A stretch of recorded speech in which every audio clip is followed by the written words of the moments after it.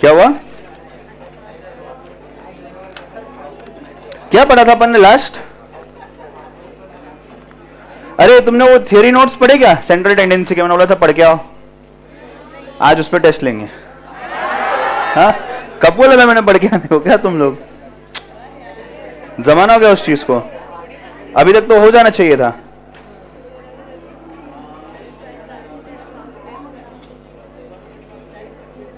Online वालों audio clear है क्या? यस।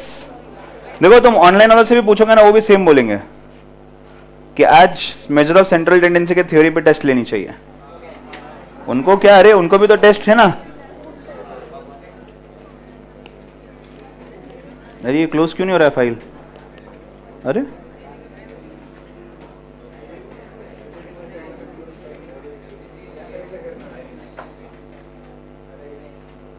ये क्या हो रहा है? वो भी बोल रहा है आज पढ़ाओ मत, टेस्ट लो डायरेक्ट। अब देखो ना, मैंने कुछ नहीं किया, चल ही नहीं रहा बराबर से। आज क्या डेट है? 13।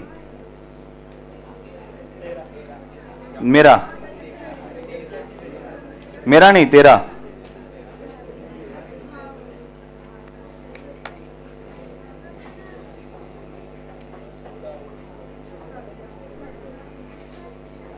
देखो आज तक के डेट की ठीक है, कल के डेट का मजाक मत बनाना। चलो, मैंने कुछ लोगों को कुछ बोलते हुए सुना है, इसके लिए मुझे याद है कि ये वार्निंग दे देनी चाहिए।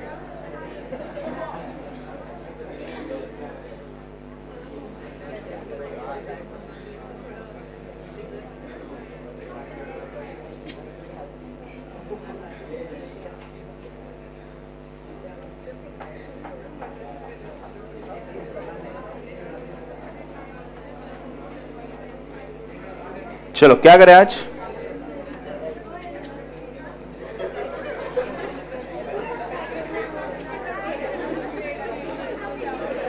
चलो ऑनलाइन हो लो, सब बढ़िया, all good. YouTube is not receiving enough video. अरे क्लैरिटी चेक करो जरा वीडियो की, ठीक है ना? चलो टाइटल देना मेजर ऑफ डिस्पर्शन। आ जाओ फ्रेश पेज पे। सही समय पे सही चीज करनी चाहिए ना, तो मजा दुगना होता है। तो आ जाओ, सही चीज करते हैं सही समय पे। नया चैप्टर चालू करते हैं आज। क्या टेस्ट लेना के पहले? नहीं, मैंने बोला ना सही समय पे सही चीज हो जाएंगी, डोंट वरी, आएगा सही समय पे। तो अभी 4:33 हुए हैं सिर्फ। हाँ 6:30 बजे टेस्ट लेना है। नहीं नहीं नहीं, इतना टॉर्चर मैं नहीं करता हूं।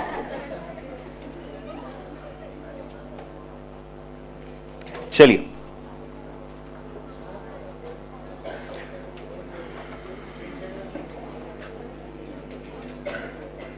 Title major of dispersion. Spelling नहीं पता है, देखो स्क्रीन पे, मेजर ऑफ डिस्पर्शन। कैलकुलेटर सिर्फ रेडी रखना, कैलकुलेटर रेडी रखना। आइए शुरुआत करते हैं।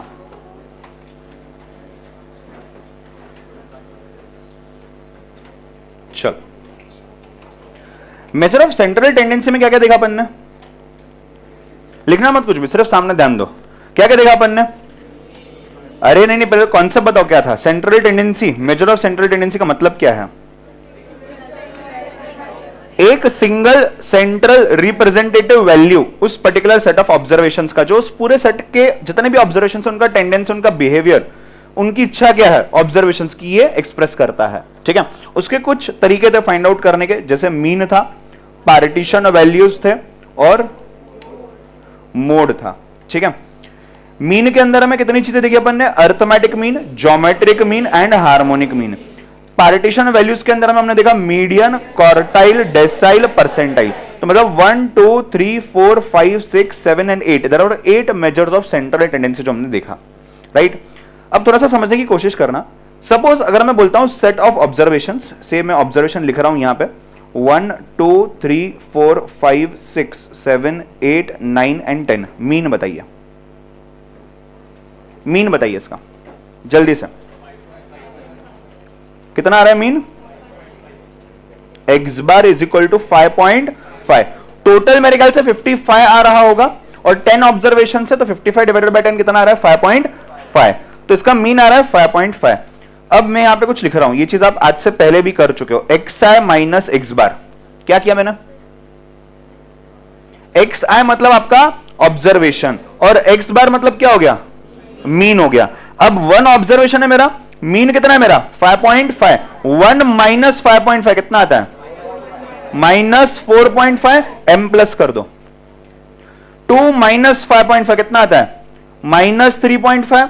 एम प्लस करते जाओ, माइनस 2.5 माइनस 1.5। चेक करो आ रहा है क्या, मैच हो रहा है क्या?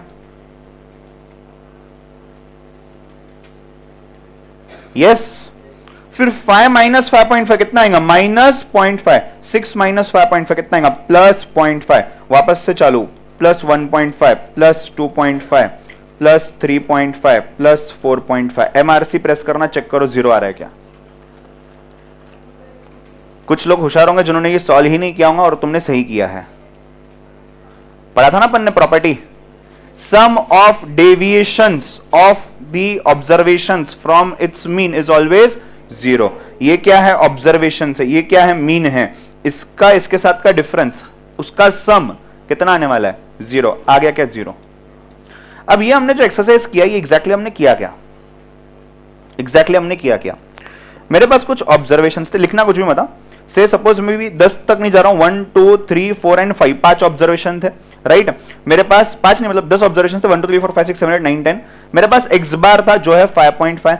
एक्स बार ने क्या काम किया? एक्स बार ने ये सब 10 के 10 जो ऑब्जर्वेशन है इनका एक सिंगल सेंट्रल वैल्यू जो ये 5.5 ये निकाल दिया और हमें बताया कि यार इनकी टेंडेंसी जो है ये 5.5 के आसपास में घूम रही है। मतलब एक टेंटेटिव अप्रोक्सीमेट अगर वैल्यू एक ही चूज करनी है आपने 10 वैल्यूज में से, तो वो क्या चूज कर सकता है? 5.5। ठीक है, value wise starting from number 1 to number 10 जो एक बेसिक अप्रोक्सीमेट वैल्यू आता है, एक ही सिंगल वैल्यू, वो कितना है? 5.5। डिस्पर्शन बोलता है कि जो तुमने ये फाइंड आउट कर लिया है ये कितना एक्यूरेट है, ये मैं बताऊंगा। समझ रहे हो क्या? मेजर ऑफ सेंट्रल टेंडेंसी ने मीन मीडियन मोड ने फाइंड आउट तो कर लिया कि एग्जैक्टली बेसिक ऑब्जर्वेशन कौन सा, एक सिंगल वैल्यू कौन सा है। डिस्पर्शन ये बताता है कि वो जो बेसिक वैल्यू आपने फाइंड आउट किया सिंगल सेंट्रल वैल्यू, वो कितना एक्यूरेट है। अब एक्यूरेसी कैसे टेस्ट की जाएंगी? मैं एक सिंपल सी बात बताऊं, अगर हम बोलते हैं पासिंग परसेंटेज 100 में से 60 है और आपको 50 मिले हैं, तो आप पासिंग परसेंटेज के कितने दूर हो? 10 मार्क्स दूर हो, राइट? अगर मैं बोलता हूं 100 में से 60 पासिंग है, आपको 70 मिले हैं, आप 10 मार्क्स आगे हो, या पहले केस में आप 10 मार्क्स पीछे हो, तो आप कितने अच्छे से परफॉर्म कर रहे हो? क्या आपके मार्क्स को स्टैंडर्ड मार्क्स के साथ कंपेयर करके हम ये बता सकते हैं। समझ रहे हो बात को? पढ़ाई करने के लिए 3 घंटे लग रहे एक पर्टिकुलर टॉपिक को, आपको 4 घंटे लग गए। आपको जितना लगना चाहिए तो उससे 1 घंटा ज्यादा लग गया।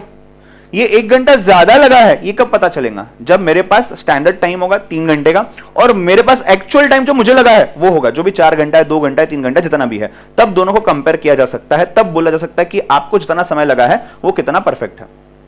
बात को समझ रहे हो क्या? पढ़ने के लिए 3 घंटे चाहिए, सिर्फ कॉन्ट्रैक्ट एक्ट पढ़ने के लिए 3 घंटे चाहिए, आपको लगे कितने? 3 ही घंटे लगे। क्या आप परफेक्ट बैलेंस बना करके चल रहे हो? हाँ। पढ़ने के लिए 3 घंटे चाहिए, आपको 5 घंटे लग गए। पढ़ाई तो आपने की, अच्छी बात है, बट आपको समय ज्यादा लग गया क्या? जितना लगना चाहिए तो उससे ज्यादा लग गया।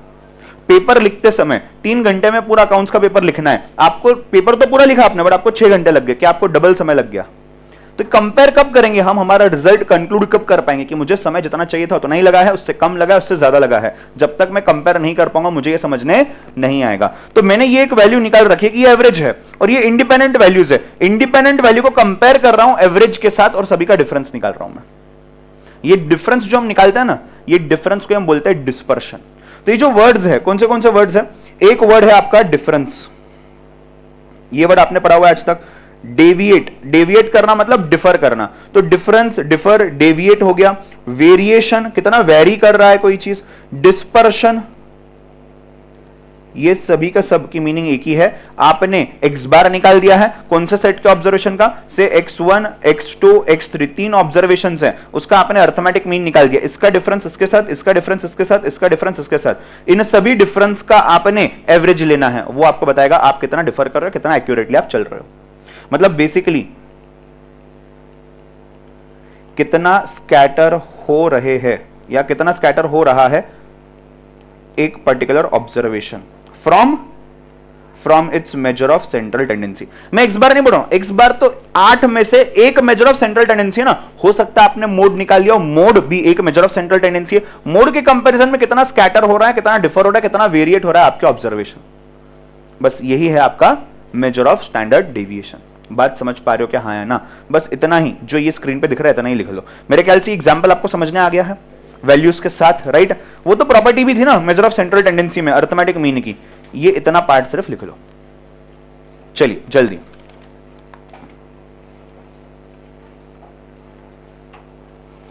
ऑनलाइन वालों जब लिखने बोल रहा हूं लिखने के बाद डन बताइए होने बाद।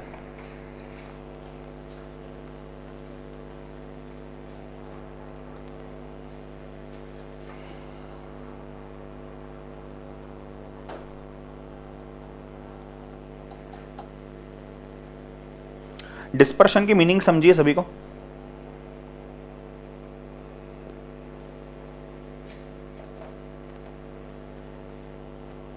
चढ़न,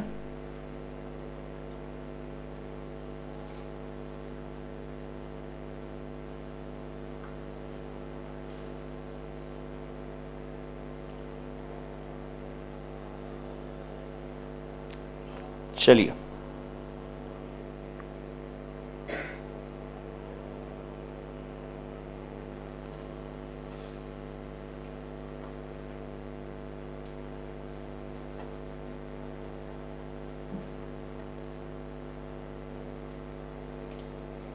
लिखना नोट।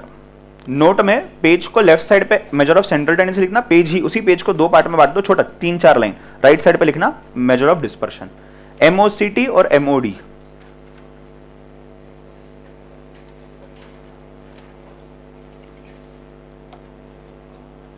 एमओडी गए हो क्या कभी? Mad Over Donuts. चलो अपन क्लास में जाएंगे।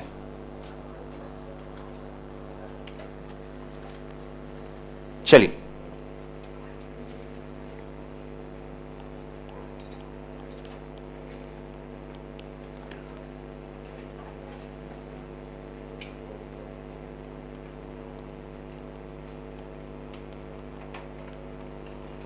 लिखते जाओ।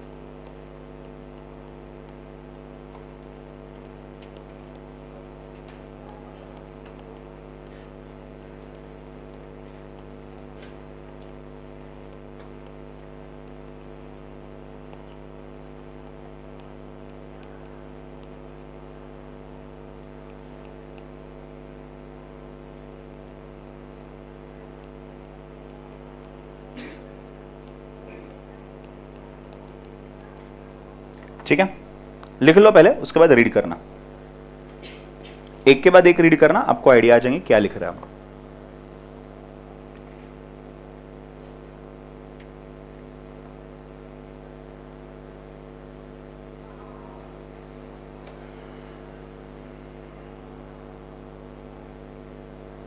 दोनों चैप्टर्स टोटली कनेक्टेड है।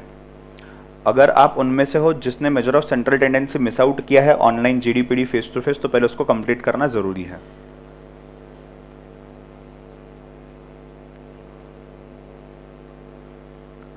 सेंट्रल टेंडेंसी और डिस्पर्शन दोनों मिलाकर के 15 मार्क के लिए आते हैं, जिसमें से कभी कभी central tendency, usually central tendency का वेटेज 6 to 7 मार्क्स होता है और 7 to 8 मार्क्स वेटेज होता है डिस्पर्शन का। जितना समय हमको सेंट्रल टेंडेंसी पढ़ने में लगा उससे आधा समय हमें लगने वाला है डिस्पर्शन के लिए, बट मार्क्स उससे ज्यादा है। आधा समय इसलिए बिकॉज बेसिक हम सब करके आए सेंट्रल टेंडेंसी में, तो उसका शॉर्टकट कैलकुलेटर ये वो सब मुझे आपको सिखाने की जरूरत नहीं है, अपन साथ में प्रैक्टिस कर सकते हैं डायरेक्टली, वहां मुझे सिखाना पड़ा था, उसके लिए समय कम लगता है। चलिए हो गया लिख के। देखो हमने सेंट्रल टेंडेंसी में क्या लिखा है, ऑब्जर्वेशंस के सेट का सिंगल सेंट्रल वैल्यू जो है आप फाइंड कर रहे हो जो पूरे ऑब्जर्वेशंस के टेंडेंसी को एक्सप्रेस कर, टेंडेंसी मतलब आपको पता है बिहेवियर हो गया या जो किस तरफ वो बढ़ रहे हैं उसको एक्सप्रेस करता है और रिप्रेजेंट करता है, क्योंकि रिप्रेजेंट करने के लिए एक ही वैल्यू चाहिए, 10 रिप्रेजेंटेशन से नहीं हो सकते। डिस्पर्शन के अंदर में हमने लिखा है जो मेजर ऑफ सेंट्रल टेंडेंसी हमने फाइंड आउट किया है वो सभी ऑब्जर्वेशन से कितना स्कैटर कर रहा है, कितना डिफर कर रहा है, कितना वेरिएट कर रहा है, राइट। उसका एवरेज लगभग, एवरेज मतलब नॉट एग्जैक्टली एवरेज, अपन देखेंगे आगे कैसे क्या निकालना है, so that we get to know how accurate is that measure of central tendency. मतलब जो एक सिंगल सेंट्रल वैल्यू आपने निकाला वो कितना एक्यूरेट है।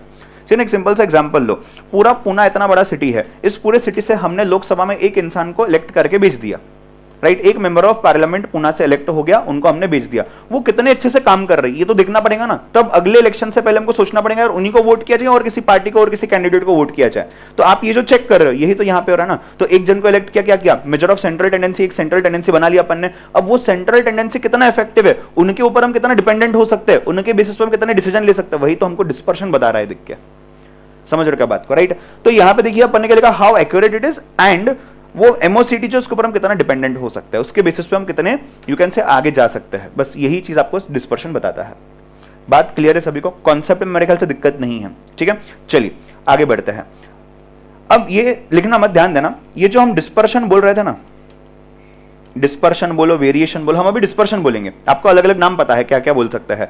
डिस्पर्शन जो होता है, डिस्पर्शन की एक सैड रियलिटी है। वो सैड रियलिटी बताने से पहले मैं आपको बताता हूं, जब भी हम कोई वैल्यू की बात करते हैं, ये वैल्यू हो सकता है नेगेटिव, या फिर ये वैल्यू हो सकता है जीरो, या फिर ये वैल्यू हो सकता है पॉजिटिव। आइडल सेंस में, मैं कोई थियोरी नहीं बता रहा हूं, एक आइडल आपको एग्जांपल बता रहा हूं सिर्फ। सपोज मैंने लिख दिया -4.5, इसका मतलब क्या हुआ सर, नेगेटिव नहीं। इसका मतलब देखो इसमें दो चीजें हैं। पहली चीज जो इसमें है वो आ जाता है आपका यू कैन से डायरेक्शन, या आप बोल सकते हो साइन। दूसरी जो चीज है वो आ जाता है मैग्नीट्यूड, या वो आ जाता है actual literal intrinsic value. Direction या साइन जो है इसको मैं माइनस बोलूंगा, यानी कि ये नेगेटिव है। और नेगेटिव में कितना दूर, तो नेगेटिव में 4.5 दूर। तो जब मैं -4.5 बोलता हूं, ये दो पार्ट में डिवाइड किया जा सकता है, दो चीजों से बना है ये। एक तो वो 4.5 जो उसका एक्चुअल वैल्यू है। अब मुझे एक बात बताओ, +4.5 भी तो हो सकता है ना। क्या -4.5 और +4.5 दोनों सेम है? नहीं। 4.5 मतलब -4.5 की वैल्यू कितनी है, 4.5, +4.5 की वैल्यू कितनी है, 4.5। दोनों की वैल्यू सेम है क्या? हाँ, मतलब अगर वैल्यू के टर्म्स में बात करूं तो दोनों सेम है, बट दोनों के डायरेक्शन अलग अलग है क्या? ये एक ऑब्जर्वेशन है 4.5 इस तरफ है जीरो के, ये एक 4.5 ऑब्जर्वेशन इस तरफ है, तो डायरेक्शन चेंज है। क्या डायरेक्शन की वजह से ओवरऑल वैल्यू जो -4.5 और +4.5 की बन के आती है वो अलग हो जाती है क्या?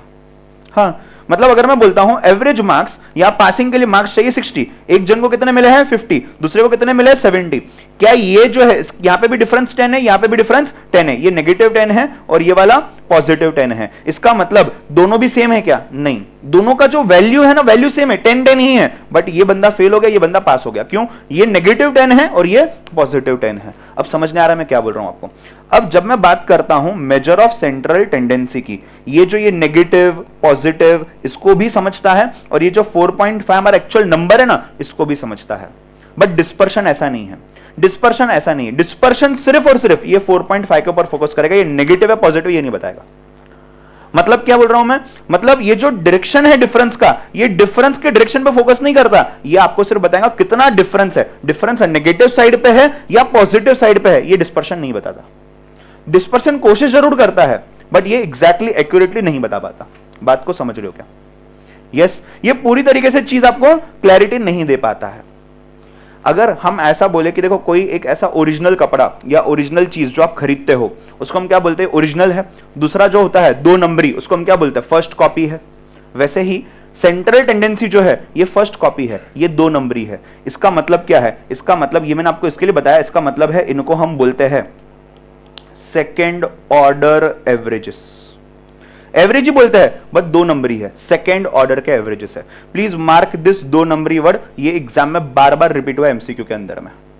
मेजर ऑफ अभी मत लिखो, लिखवा के देता हूं। Measure of dispersion are what kind of averages? Averages of first order, averages of second order, averages of third order, averages of fourth order. They are averages of second order. Why second order बोलते हैं इसको? Because ये सिर्फ और सिर्फ किस पे focus कर रहा है? आपके वैल्यू पे या मैग्नीट्यूड पे, डायरेक्शन पे फोकस नहीं करता। आपको कॉन्सेप्ट समझा पूरा? पक्का। सेंट्रल टेंडेंसी क्या करता है? सेंट्रल टेंडेंसी सभी पे फोकस करता है। तो ये नॉर्मल स्टैंडर्ड एवरेज है अपना। यहां पे भी एवरेजेस आप निकालने वाले हो, बट क्या ये आपके डायरेक्शन पे फोकस करेंगे? नहीं, ये सिर्फ और सिर्फ मैग्नीट्यूड पे फोकस करेंगे। बात समझने आ रही है क्या? पक्का। इसके लिए अपन इसको क्या बोलेंगे? दो नंबरी बोलेंगे। दो नंबरी मतलब क्या? दो नंबरी अपने को याद करने के लिए आसान होगा। क्यों? लॉजिक मैंने आपको बताया, बट ये एक्चुअल में लिखा कैसे जाएगा? Averages of the second order. Clear है बात? हाँ या ना? चलिए आइए लिखते हैं। क्या लिखा था आपने लास्ट? डिफरेंस ना, उसके नीचे लिखना dispersion. MOD measures only degree and not direction. Only degree and not direction.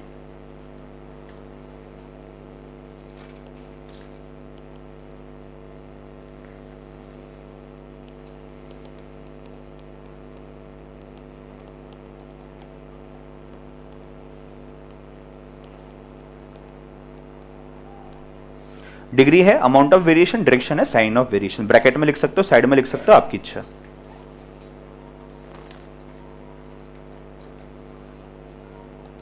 Therefore, measures of dispersion are called as averages of second order. Therefore, they are called as averages of second order. नीचे ही उसके example लिख रहा हूं मैं।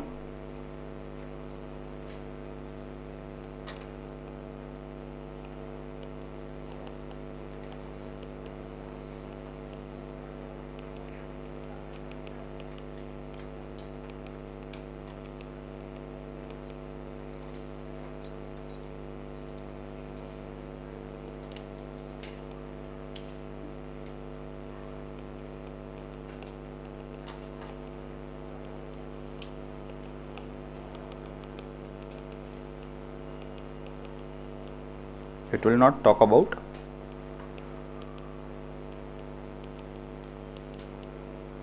ठीक है।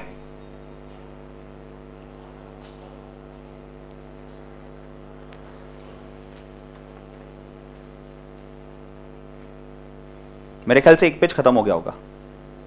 Fresh page लेना, एक पूरा पेज लगेगा अभी, पूरे चैप्टर का स्ट्रक्चर। उसके बाद एक एक करके कॉन्सेप्ट चालू। उसके बाद टेस्ट। टेस्ट में डिस्पर्शन भी पूछा जा सकता है, जो अपन आज दिखेंगे, ऐसा भी हो सकता है, होना ही चाहिए ना? नहीं? और इंडाइसिस लॉगरिथम पूछ सकता हूं, स्केयर तुमको कल ही चली गई होंगी, तो वो भी तुम पढ़ के आओगे। नहीं?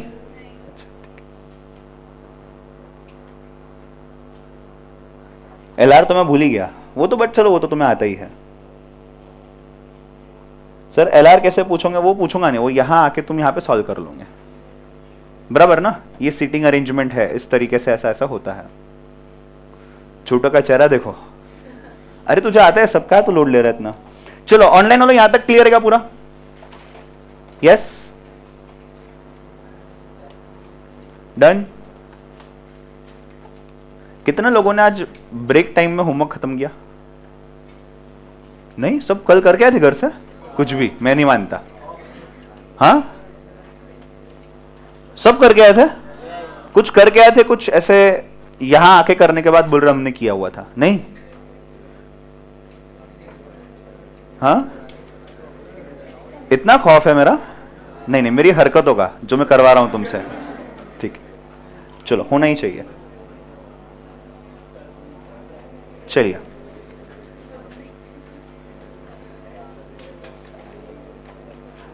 चलिए ध्यान देना, सामने लिखना मत कुछ भी, आपको एक फ्रेश पेज पे लिखना है बाद में। ठीक है, अगेन पेज को अपन दो पार्ट्स में डिवाइड करेंगे। लेफ्ट साइड पे कुछ चीजें आएंगे, राइट साइड पे कुछ चीजें आएंगे। पहले समझ लो क्या है स्ट्रक्चर, पूरी चीज समझाता हूं, उसके बाद अपन आगे जाएंगे। ठीक है, ये जो मेजर ऑफ डिस्पर्शन होता है ना, ये मेजर ऑफ डिस्पर्शन दो पार्ट्स में डिवाइड किए जा सकते हैं, absolute major of dispersion and relative major of dispersion. ये एब्सोल्यूट और रिलेटिव क्या होता है, ये अभी हम ये पूरा कंप्लीट करने के दौरान समझ लेंगे। जो एब्सोल्यूट वाला पार्ट है, एब्सोल्यूट वाले पार्ट के अंदर में एग्जैक्टली क्या आता है देखिएगा, these are usually expressed in same unit of the observations. कौन से ऑब्जर्वेशंस? जो आपके ओरिजिनल ऑब्जर्वेशंस है। जैसे कि फॉर एग्जांपल केजीज में अगर ऑब्जर्वेशन है तो मीन कैसे आएगा, केजीज में आएगा। सेंटीमीटर में ऑब्जर्वेशन है तो मीन कैसे आएगा, उतने सेंटीमीटर्स में आएगा। रुपीज में ऑब्जर्वेशन है तो वो सब रुपीज में आ जाएगा, ठीक है, सेम यूनिट है। अगर मैं रिलेटिव की बात करता हूं तो this is calculated in relation with, this is calculated in relation with some measure of central tendency. इसका जो यूनिट होता है देयर इज नो यूनिट, ये आ जाता है यूजुअली परसेंटेज के अंदर। समझने की कोशिश करो। एब्सोल्यूट, एब्सोल्यूट ऑब्जर्वेशन मतलब से 4.5 सेंटीमीटर मैंने बोला, ये एब्सोल्यूट है, ठीक है। अगर मैं बोलता हूं आपको 4.5% डिफरेंस है तो ये रिलेटिव है। रिलेटिव मतलब क्या, अभी समझना। एक चीज मैं कोई एक्सप्रेस करने की कोशिश कर रहा हूं, उसको जोड़ रहा हूं किसी और चीज के साथ और उसका डिफरेंस बता रहा हूं, मतलब मैं कंपेयर एक्चुअल में यहां कर रहा हूं, कहां पे, रिलेटिव मेजर के अंदर में कंपेयर कर रहा हूं। मतलब क्या कर रहा हूं मैं, आपके जितने भी ऑब्जर्वेशंस थे उसका सेंट्रल टेंडेंसी निकाल दिया आपने। अब वो सेंट्रल टेंडेंसी कोई एक ऑब्जर्वेशन के साथ कितना डिफर कर रहा है, तो कितने परसेंटेज में, 20% डिफर कर रहा है, 50% डिफर कर रहा है, तो ऑब्जर्वेशन की वैल्यू चेंज करोगे वो डिफरेंस ऑटोमेटिक उतना आपका उतने परसेंटेज से चेंज हो जाएगा। बात को समझने की कोशिश करो। अगर मैं बोलता हूं एब्सोल्यूट है, एब्सोल्यूट के अंदर में क्या हो रहा है, यहां से यहां तक का डिफरेंस कितना है, 4 सेंटीमीटर। मतलब क्या, 10 सेंटीमीटर से 6 सेंटीमीटर का डिफरेंस कितना है, 4 सेंटीमीटर है। इसको परसेंटेज में बोलूं क्या हो जाएगा, 40%। समझ रहे हो क्या? तो मैं दोनों जगह डिफरेंस ही निकाल रहा हूं क्या? हाँ, पहली जगह मैं क्या बोल रहा हूं, आपको 100 मार्क्स मिले हैं, 100 मार्क्स का पेपर है, 100 में से आपको कितने मिले हैं, 60 मिले हैं सपोज, तो कितना डिफरेंस हो गया, 40। मतलब मिलने चाहिए थे 100, क्योंकि टोटल 100 है, 100 में से मिले कितने आपको, 60 मिल गए, तो डिफरेंस कितना रहा, 40। 40 व्हाट, 40 मार्क्स। समझ रहे हो? पहला ऑब्जर्वेशन 100, दूसरा ऑब्जर्वेशन 60, दोनों मार्क्स में है, डिफरेंस किस में आएगा, मार्क्स में आएगा, राइट। इसी को चेंज करते हैं, 40 is your difference, 40% is your difference बोल सकता हूं मैं। हाँ, अब अगर वो 60 और 100 को मार्क्स निकाल करके आप केजीज डाल दो, क्या आपका डिफरेंस फिर भी 40% रहेगा?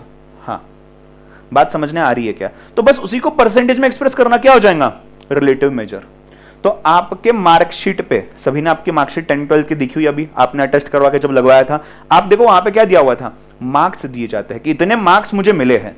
मार्क्स के थ्रू आप कंपेयर कर सकते हो, टोटल कितना था, मुझे कितने मिले हैं, क्या हो गया, ये एब्सोल्यूट मेजर। और वही जब परसेंटेज में एक्सप्रेस किया जाएगा 71%, ये परसेंटेज क्या हो गया, रिलेटिव मेजर। दोनों भी आपका परफॉर्मेंस ही मेजर कर रहे हैं, दोनों भी आपके परफॉर्मेंस को ही कंपेयर कर रहे हैं, बस एक्सप्रेस करने का अलग अलग तरीका है। एक मार्क्स में एक्सप्रेस करता है एब्सोल्यूट मेथड, एक रिलेटिव में एक्सप्रेस करता है यानी कि परसेंटेज वाला। बात समझने आई क्या? अब यहां पे जो रिलेटिव मेजर है, जो आपका नहीं सॉरी एब्सोल्यूट मेजर है, एब्सोल्यूट मेजर में 2 पार्ट्स बन जाते हैं और रिलेटिव मेजर में भी 2 पार्ट्स बन जाते हैं चैप्टर के। एब्सोल्यूट मेजर के अंदर में there are some measures of dispersion which are based on all the observations and there are certain measures of dispersion which are based on some selected observations, मतलब not on all the observations. In the same manner अगर मैं बात करता हूं इस तरफ जो है आपका रिलेटिव के अंदर में भी क्या हो रहा है, there are some measure of dispersion which are based upon all observations and there are some measure of dispersion which are based upon only some selected observations, that means not on all the observations. मतलब क्या हो गया इसका, 100 बच्चे बैठे हुए हैं, 100 के 100 का डेटा ले लिया और उसके बेसिस पे डिस्पर्शन निकाला, क्या हो गया, ये ऑल ऑब्जर्वेशंस के ऊपर निकाला। मेरे पास इतना समय नहीं कि सब 100 के 100 का डेटा मैं ले लूं, मैंने 100 में से 20 जन सेलेक्ट किए, 20 के ऊपर मैंने काम किया, क्या हो गया, based on some selected observations. हाँ, वो सिलेक्शन कैसे किया जा रहा है, रैंडम, सोच समझ की अलग बात होगी, उसके ऊपर हम जा ही नहीं रहे हैं, बस सिलेक्टेड। रैंडम क्या, तो भी वो सिलेक्टेड ऑब्जर्वेशंस है, सोच समझ के निकाला कि नहीं ये 2 लोग लो, ये 2 लोग लो, ये 2 लोग लो, ये सोच समझ के मैंने निकाला, ये भी आपका सिलेक्टेड ऑब्जर्वेशंस ही है। फर्क उससे नहीं पड़ रहा है सिलेक्शन कैसे हुआ, फर्क इससे पड़ रहा है सिलेक्टेड है या ऑल है। बात समझने आ रही है कि मैं क्या बोल रहा हूं, ठीक है। अब ये जो ऑल ऑब्जर्वेशंस है, इसके आगे जो मैं नाम अभी बोलने वाला हूं ये शायद आपने सुने होंगे आज से पहले। जब मैं बोलता हूं ऑल ऑब्जर्वेशंस के अंदर में पहली चीज जो आती है वो है सेंट्रल टेंडेंसी में हमने इसको लिखा था, इफ यू रिमेंबर, कहां लिखा था बताता हूं।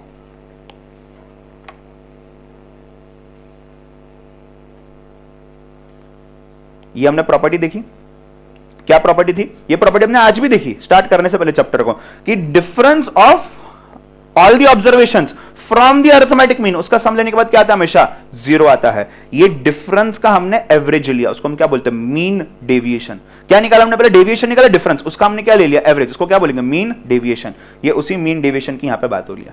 तो mean deviation in itself is a concept, ये पहला कॉन्सेप्ट है। इसके बाद दूसरा कॉन्सेप्ट जो आप सभी को पता है, स्टैंडर्ड डेविएशन। जिसने मीन डेविएशन निकाला उसके बाद कोई आकर के बोलता है यार ये मीन डेविएशन तो इतना एक्यूरेट नहीं है, मैं जो बोल रहा हूं ज्यादा एक्यूरेट है, वो आ गया स्टैंडर्ड डेविएशन।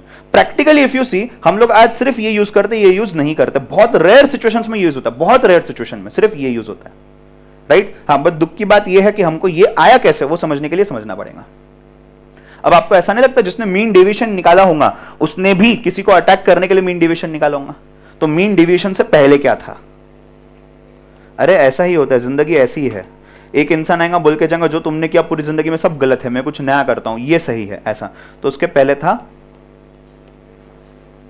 अब देखो यहां ना बहुत जस्टिफाइड बात है, रेंज गलत क्यों है? बिकॉज वो सिलेक्टेड ऑब्जर्वेशंस पे बेस है, वो सभी ऑब्जर्वेशंस को साथ में नहीं लेके चलता। तो रेंज से कहां गए हम? Mean deviation. मीन डेविएशन से कहां गए हम? Standard deviation. आज क्या यूज होता है? आज जो आर्टिफिशियल इंटेलिजेंस, मशीन लर्निंग, कोई भी टेक्नोलॉजिकल टूल, कोई भी टेक्नोलॉजिकल सॉफ्टवेयर उठाओ, यहां ये यूज होता है। कैसे यूज होता है अपन आगे देखते रहेंगे, बट ये यूज होता है। ये नहीं होता, ये नहीं होता, बट स्टार्टिंग में आज से 100, 200, 500, 1000 साल पहले क्या यूज हो रहा था? ये। उसके बाद फिर ये आया, उसके बाद फिर ये आया। तो जिसने ये बनाया उसको लगा मैं बहुत महान, उसके बाद दूसरा कोई तो इंसान उसने बोला ये बहुत भारी, फिर तीसरे ने बोला ये बहुत भारी। हो सकता है आप में से आगे जाकर के कोई इसके आगे का कुछ फॉर्मूला बना के ले आए, ऐसा भी हो सकता है, मैं पढ़ा दूंगा क्लास में, ठीक है? तुम बस बना लेना। अब जैसे रेंज है ना, उसका सिमिलर, अलग नहीं, उसे ही सिमिलर कुछ तो भी है, इंटरक्वार्टाइल रेंज। क्या होता है अपन देखेंगे, बट सर ये चारों अलग अलग है क्या? नहीं नहीं, ये दो लगभग सिमिलर है, इसके बाद ये अलग है, उसके बाद ये अलग है। ये दोनों लगभग सेम है और दोनों काम के नहीं, बिकॉज दोनों भी सिलेक्टेड पे फोकस करता है। बट मेरा मकसद ही है सिलेक्टेड ऑब्जर्वेशंस को लेना, फिर तो मेरे लिए काम की चीज है ना, ये क्यों इंप्लीमेंट करना? समझ रहे हो क्या? तो इट डिपेंड्स, अगर आपको सिलेक्टेड ऑब्जर्वेशंस पे काम करना है तो ये काम के है, अदरवाइज ये काम के नहीं है। अगर आपको ऑल ऑब्जर्वेशंस पे काम करना है तो इसको चूज ही नहीं करना, डायरेक्ट इसको ही चूज करो। बात समझने आ रही है क्या? हाँ है ना? अब जो ये अपन ने यहां पे mean deviation, standard deviation, range और इंटरक्वार्टाइल रेंज ये देखा है ना, कैलकुलेट यही करना है, बस उसको क्या करना है? परसेंटेज में कन्वर्ट करना है। और वो क्या हो जाएंगे आपके? पहला कोएफिशिएंट ऑफ मीन डेविएशन, दूसरा क्या हो जाएगा? कोएफिशिएंट ऑफ स्टैंडर्ड डेविएशन, जिसको हम प्यार से बोलते हैं coefficient of variation, capital C capital V, ऐसा भी इसको बोला जाता है। इन दी सेम मैनर, जैसे वहां रेंज था, यहां क्या आ जाएगा? चीज तो सेम है ना, बस क्या कर रहे हैं अपन? परसेंटेज में। तो ये क्या आ जाएगा? Coefficient of range. ये क्या आ जाएगा? कोएफिशिएंट ऑफ इंटरक्वार्टाइल रेंज भी आप बोल सकते हो, बट इसको मोर स्पेसिफिकली हम बोलते हैं कोएफिशिएंट ऑफ क्वार्टाइल डेविएशन, जिसका मतलब ये हुआ रेंज के बाद आता है क्वार्टाइल डेविएशन, जिसको हम बोलते हैं इंटरक्वार्टाइल रेंज, उसके बाद आता है मीन डेविएशन, उसके बाद आता है स्टैंडर्ड डेविएशन। हमारा पढ़ने का पैटर्न भी यही रहेगा, पहले अपन ये देखेंगे, उसके बाद अपन ये देखेंगे, फिर अपन ये देखेंगे, फिर अपन ये देखेंगे। जब आप ये देखोगे आप किसी को गालियां नहीं दोगे, जब आप ये देखोगे तब आपको लगेगा ये क्यों बनाया, फिर जब आप ये देखोगे तब आपको लगेगा ये दोनों क्यों बनाए, फिर जब आप ये देखोगे तब आप बोलोगे तीनों क्यों बनाए। पता चला तुम्हारे में से किसी ने पहले जन्म में ये बनाया होगा, ठीक है? तो ऐसा गालियां मत देना किसी को। चलो, अरे मैंने नहीं बनाया, हाँ मेरा काम पढ़ाने का है, मेरा काम बनाने का नहीं है। चलो बनाओगे तुम, पढ़ाऊंगा मैं। चलो स्टार्ट हो जाओ, चलो हो जाओ। ये संकल्प ने क्या पी रखा है? वो ऐसा मैसेज कर रहा है करण सर कहां है? अरे मैं दिख नहीं रहा हूं क्या तुमको सामने? सस्ते नशे, हाँ ना, है ना? व्हाइटनर देखा था क्या वीडियो तुमने? व्हाइटनर वाला दिखाऊंगा मैं एक दिन यहां पे। आज नहीं, हाँ आज तो टेस्ट लेना है ना, आज टाइम बर्बाद नहीं करेंगे अपन, आज सिर्फ काम की बात। चलो क्या हुआ?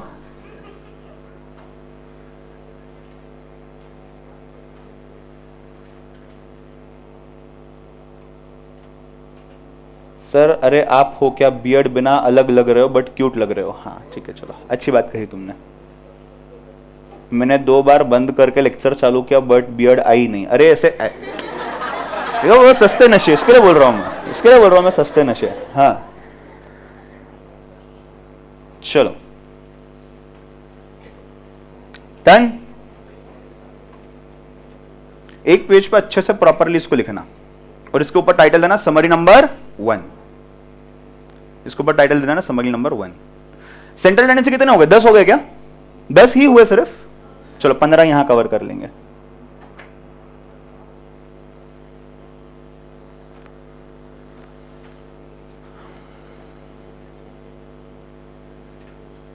तुम लोगों को ठंडी लग रही तो शिफ्ट हो जाना। कुछ लोगों को गोवा की आदत है तो ठीक है, क्या फर्क पड़ता है। तुम कब शिफ्ट हुए गोवा से पूना में?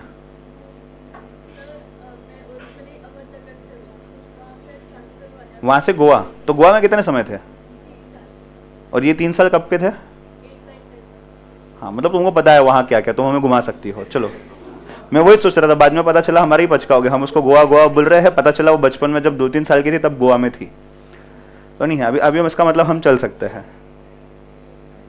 मुझे यकीन है तुम ऐसे लोनावाला वालों के जैसे नहीं निकलूंगी। हाँ,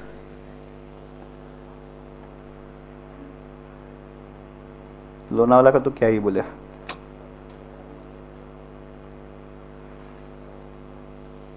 आज सबसे पहले अपन क्वेश्चन वहां ही पूछेंगे जहां के लोगों ने हमको धोखा दिया है। देखो, संकल्प पूछा सर बारिश खत्म हो जाएंगी, हम लोनावाला कब जाएंगे? तुम ऐसे सपने देखना छोड़ दो, कुछ नहीं होने वाला। ये ना जब इंस्टीट्यूट रिजल्ट लगाता है ना, फिर बच्चों को रियलाइज होता है कि हमने ये गलती की थी, इस वजह से रिजल्ट ऐसा लगा। उसके बाद फिर हम लोनावाला जाएंगे।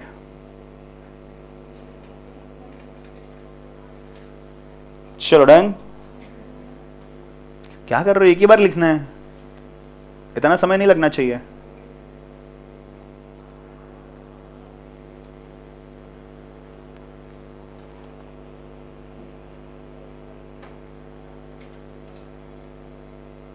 आज ओवरऑल कम लोग दिख रहे हैं। आई नहीं थे या आके चले गए? अच्छा है। कल की लिस्ट तो मेरे पास है, आज कंपेयर करके दिखेंगे अपन, इसलिए तो कल लिस्ट ली थी मैंने खास। कितने लोग बैठे हुए थे? सर 2 सपने अधूरे रह गए, आपकी शादी और लोनावाला। दोनों साथ में पूरे हो सकते हैं। अगर लोग लोनावाला लेके जाने के लिए तैयार तो मैं वहां शादी कर लूंगा। ठीक है, हाँ, अरे कर सकते ना ऐसा। नहीं नहीं, अरे लड़की आ जाएंगी, उसको तुम लोड मत लो। उसको तुम लोड मत लो। तुमको ऐसे क्यों नहीं लगता कि लड़की तो तैयार है, बस शादी होने के लिए लोनावाला लेके जाना पड़ेगा सर को? तो वहां जाने का बंदोबस्त होना चाहिए ना पहले। उसको मैं लेके आऊंगा, बोलेंगे कैसे तुम्हारे स्टूडेंट, जाओ मैं और किसी से शादी कर रही हूँ, तो वैसा नहीं होना चाहिए ना। हाँ बराबर ना, ऐसा हो सकता है ना। अब वो उसके ऊपर बात नहीं करते अपन। हाँ, तो अब हम मेजर डिस्पर्शन के ऊपर बात करेंगे। चलो, हाँ, अरे तुम पढ़ाई पे ध्यान दिया करो। चलो, हो गया क्या? हुआ क्या लिख के? अरे एक पेन से दोनों लोग कैसे लिखेंगे? कुछ कुछ चीजें शेयर नहीं करनी चाहिए, जैसे कि राइटिंग पेन। चलिए डन।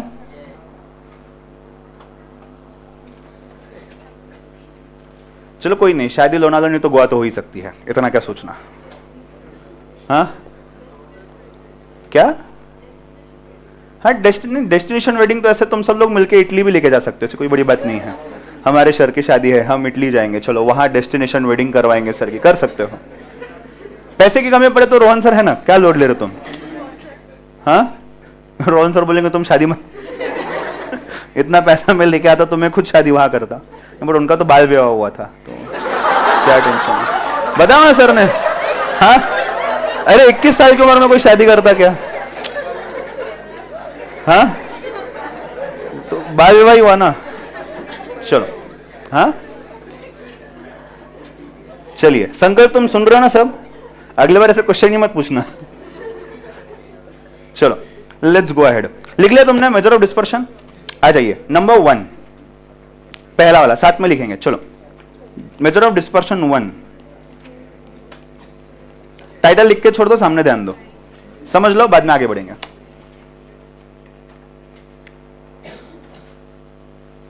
इंग्लिश में रेंज का नंबर क्या होता है? उसके लिए पहले इंग्लिश सीखनी पड़ेगी। नहीं नहीं, जितनी इंग्लिश तुमको आती है उसके बेसिस पे रेंज का नंबर क्या होता है? रेंज का नंबर बोलो, रेंज का मतलब क्या होता है? हाँ, क्या नेटवर्क? अच्छा,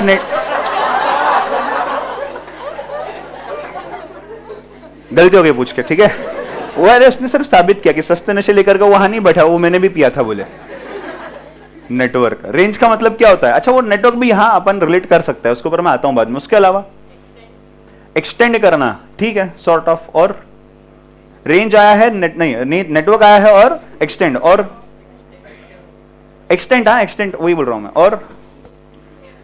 और क्या हो गया? क्या हो गया पांडा? हाँ, और क्या? Network, extend and. अरे एक सिंपल सा एग्जांपल दो ना। आप सभी लोगों ने एक हाथ बार तो भी ऐसे शॉपिंग की होंगी, करते ही हो तुम लोग, बराबर ना? हाँ, तो अगर तुम शॉपिंग करने जा रहे हो, अच्छा शॉपिंग नहीं की होंगे, एटलीस्ट जैसे तुम कहीं दुकान में जाकर के कोई ड्रेस वगैरह अच्छी लगी, जाकर के प्राइस तो पूछ के आओगे, लड़कियां खास करके, बराबर ना? ये चीज मुझ पे बहुत अच्छी लगेंगी, ये कपड़े बहुत अच्छे लगेंगे, जाकर के प्राइस पूछते हैं, पता चला 1 लाख रुपए, नहीं नहीं इतनी इतनी अच्छी नहीं लगेंगी, आगे और ड्रेसेस बहुत मिलेंगे, बहुत अच्छे लगने वाले हैं, बराबर ना? ऐसा हुआ होगा तुम्हारे साथ? लड़के भी इस चीज में, तुम नहीं गए होंगे, किसी को लेके गए होंगे शायद, ऐसा हो सकता है, बराबर? बराबर ना? गलत तो नहीं बोला ना मैंने कुछ? तुम किसी को लेके गए होंगे ऐसा शॉपिंग वगैरह के लिए, ऐसा हो सकता है। अपन वहां पे जाकर के, अच्छा अपन नहीं, अपने को सामने से पूछा जाता है आपका बजट क्या है। हाँ ना, उनको भी तो पता है ना, दिखने में लग रहा है कि 500 वाला लेगा, बट फिर भी पूछ लेते हैं। गलती से 5,000 बोल दिया तो अच्छी कमाई हो जाएंगी। तो अगर उसने बजट पूछा आपको, आप बोलते हो कि यार 100-200 के बीच में, 500-1000 के बीच में, ये जो अपन बोलते हैं 500 to 1000, ये क्या है? क्या ये रेंज है? हम एक वैल्यू नहीं बोलते 500 रुपए वाली शर्ट दिखा, 500 रुपए वाली ड्रेस दिखा, अपन ऐसा नहीं बोलते। हम बोलते कि इसके आसपास में क्या है। तो वो आसपास मतलब क्या, आप रेंज बोल रहे हो उनको। तो जो बजट हम कोट करते हैं या जो हमको सामने से पूछते हैं कि यार ये चीज अगर आप खरीदना चाहते हो, यहाँ पे सब 1000 से 2000 के रेंज में है, यहाँ पे सब 2000 के ऊपर वाले रेंज में है, राइट? अगर आप एकदम ही गरीब हो, घर से पैसा नहीं मिलता, तो ये 500 वाली रेंज है, बराबर ना? 150 वाली रेंज है, ठीक है, हाँ जो भी होगा। तो वही रेंज जो है उसी को हम यहाँ पे रेंज बोल रहे हैं, राइट? अब ये रेंज का मतलब क्या हो जाता है exactly? There is some higher amount and there is some lower amount. आप उन दोनों को डिफरेंस लेकर के आप बोलते हो कि इतना रेंज है मेरा, इस रेंज में हमको कपड़े देखने, इस रेंज में हमको कोई भी प्रोडक्ट देखना है। सिर्फ 500 to 1000, हायर नंबर कौन सा है? 1000, स्मॉलर नंबर कौन सा है? 500। इन दोनों को माइनस करो तो आपको मिल गया आपका range, that's it, nothing else. तो क्या मैं स्टैटिस्टिकल भाषा में ऐसा बोल सकता हूं, highest value of the observation minus lowest value of the observation? Simple. तो लिखो फिर, चलो आ जाओ। रेंज इज लार्जेस्ट वैल्यू या largest observation minus smallest value या फिर स्मॉलेस्ट ऑब्जर्वेशन। आज हमें ऐसा लग रहा है ये क्या बना के रखा हुआ है, बट उस समय पे ये बहुत बड़ी अचीवमेंट थी, लार्जेस्ट माइनस स्मॉलेस्ट। हाँ सच में। चलो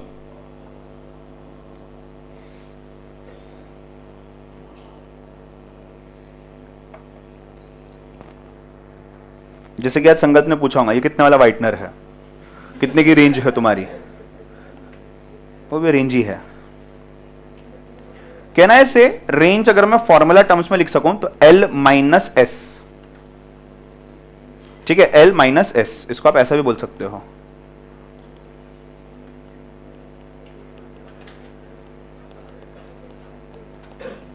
लोनावाला से गोवा तक ये हमारा रेंज है, इस बीच में जहां भी ले चलो कोई दिक्कत नहीं है, ठीक है? समझ रहे हो? कुछ लोगों ने उसके भी 10 मतलब निकाल लिए, कहां से कहां तक, यहां से वहां तक। चलो इसके आगे लिखना स्टॉप मत करना। अच्छा पेज में नीचे आधा पेज खाली रहेगा ना, आधे से ज्यादा, 5-6 लाइन मिनिमम। हाँ कंटिन्यू करो। पूरा पेज ही खाली है, जीवन में सब खाली होता है तुम्हारे, कुछ भर के भी आया करो, जैसे दिमाग। क्या भरने की बातें करते रहते ना तुम लोग। चलो रेंज कौन सा मेजर था? एब्सोल्यूट मेजर था या रिलेटिव मेजर था?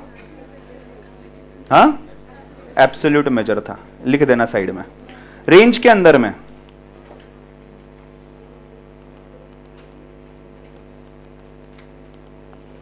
लिखते जाओ।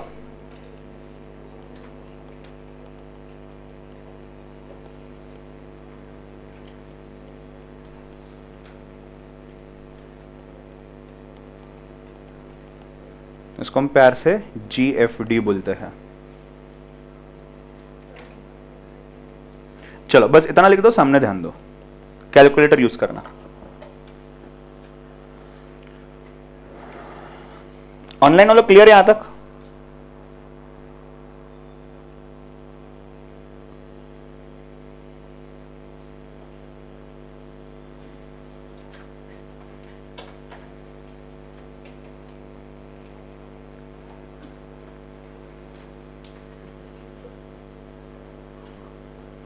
हंस लो, ऐसे हंसी रोकना अच्छी बात नहीं है, हंस लो आराम से, दिल खोल के। चलिए डिस्क्रीट डेटा ध्यान देना सामने, ये बेसिकली इंडिविजुअल आइसोलेटेड वैल्यूज है, सिर्फ 5, 8, 20, 15, 25। बताइए हाईएस्ट वैल्यू कौन सा है? 25। स्मॉलेस्ट वैल्यू कौन सा है? तो रेंज क्या है? कितना? 20। डिस्क्रीट की बात करते हैं। सपोज मैं ऑब्जर्वेशन लेता हूं यहां पे, और यहां पे मैं फ्रीक्वेंसी लेता हूं, से दिस इज 3, 4, 7 एंड 9। 3 जो है 2 टाइम्स आता है, 4 जो है 8 टाइम्स आता है, 7 जो है 4 टाइम्स आता है, ये तो आ गया। हाँ 9 जो है ये 3 टाइम्स आता है। लार्जेस्ट वैल्यू कौन सा है? 9। स्मॉलेस्ट वैल्यू कौन सा है? 3 या 2? 2 स्मॉलेस्ट है ना। अरे ये ऑब्जर्वेशन से पूरा सेंट्रल टेंडेंसी खत्म हो गया, तुमको अभी तक नहीं समझ रहा है। ऑब्जर्वेशन में से जो भी करना है वो करना है। ऑब्जर्वेशन 3 जो है ये 2 टाइम्स रिपीट हो रहा है, तो लोवेस्ट ऑब्जर्वेशन कौन सा है? रेंज क्या है? 9 - 3 इज 6। इसका मतलब क्या हो गया, इस पर्टिकुलर डिस्क्रीट वाले एग्जाम्पल को देख के, ये फ्रीक्वेंसी का कुछ मायने ही नहीं है रेंज के लिए, and that is one of the reason हम रेंज नहीं निकालते हैं, क्योंकि इग्नोर हो गया ना पूरा, राइट। चलिए आइए आगे, let us talk about group frequency. Continuous interval है, से 0 to 10 है, 10 to 20 है, और 20 to 30 है। फ्रीक्वेंसी लिखता हूं मैं इनकी यहां पे, suppose this is 3, this is 8 and this is 4। Largest value कौन सा है? वापस 8। अरे लार्जेस्ट वैल्यू 8 टाइम्स रिपीट हो रहा है, वैल्यू कौन सा है लार्जेस्ट? 30 वैल्यू क्या लार्जेस्ट? देखो ना यहां पे एंड हो रहा है ना, तो लास्ट वैल्यू, लास्ट क्लास का upper class limit 30, lower class का लिमिट कितना है? रेंज कितना है? जेपा क्या? चलो लिख लो, तो कितना आसान था।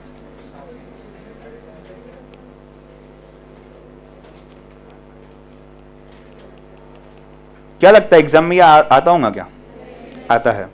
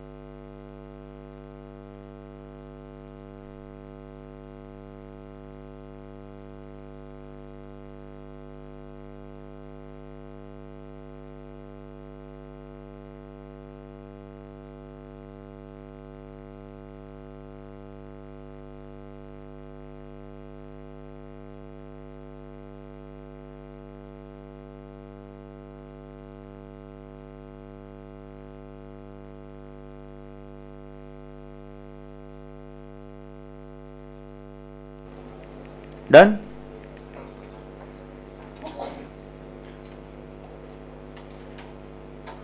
दरवाजे पे ध्यान देना, सिर्फ चाय वाला आएगा।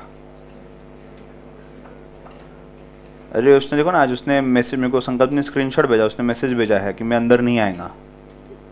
सब तुम्हारी हरकतें। बोले स्टूडेंट्स हंसते मेरे ऊपर। क्या हुआ?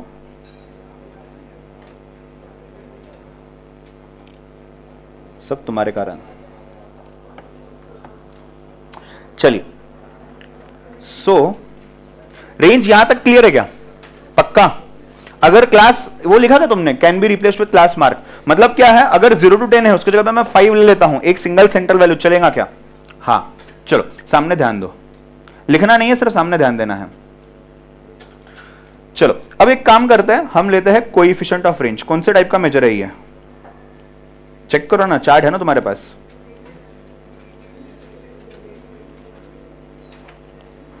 कोएफिशिएंट मतलब परसेंटेज, परसेंटेज मतलब रिलेशन निकाल रहे हो ना किसी का किसी के साथ, ठीक है। चलिए, कोएफिशिएंट ऑफ रेंज के अंदर में बेसिकली कोएफिशिएंट का मतलब ये हो गया कि आप इसको कैसे एक्सप्रेस कर रहे हो?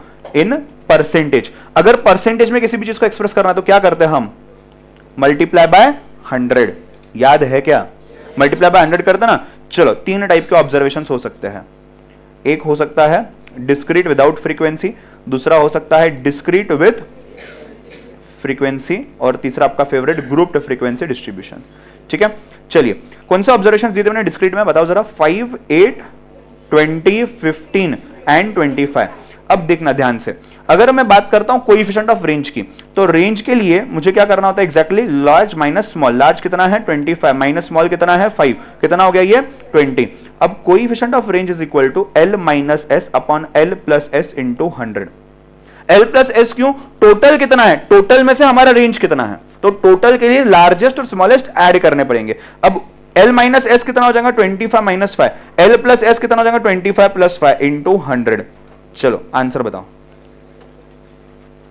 66.67% आ रहा है।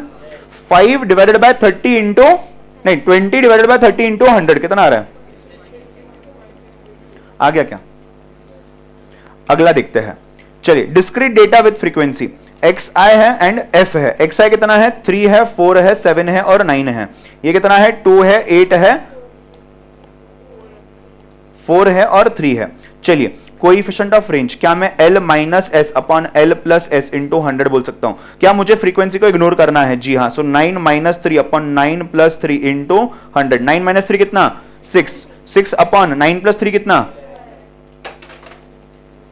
कितना? 9 प्लस 3 12 इंटू 100 कितना आता है? 50%। तू कशाला आलीस? मी घेतलंस ना, ठीक आहे, असू दे. हाँ, तो म्हणून संकल्पने मला मेसेज केला, ये या लोकांमुळे तुमको इसकी सजा मिलनी चाहिए. सजा मैं दूंगा आज 6:30 बजे. चलो, हाँ चलो. ग्रुप फ्रीक्वेंसी के केस में बताइए. देखो ना, नहीं तो उस इंसान ने डरना क्यों चाहिए? ए तुम लोग सब वैसे हंसोगे नहीं, हुआ आएगा तो हंसना चालू कर दूंगे, फिर उसको लगेगा मेरे ऊपर हंस रहे. उसको भी मैंने इतनी बार समझाया हुआ है कि अगर गधे हंसते हैं तो छोड़ देना चाहिए, ध्यान नहीं देना चाहिए. तुम क्यों ध्यान देते हो? चलिए, हाँ बोलिए. L minus S upon L plus S into 100. Largest value कितना है? 30. स्मॉलेस्ट कितना है? 0 अपॉन 30 प्लस 0 इंटू 100. क्या आ जाएगा? होशियार हो गए तुम लोग. कौन पढ़ा था तुमको मैथ्स? चलो देख लो, गो फॉर इट फास्ट. इसके बाद लिखना समरी नंबर 2.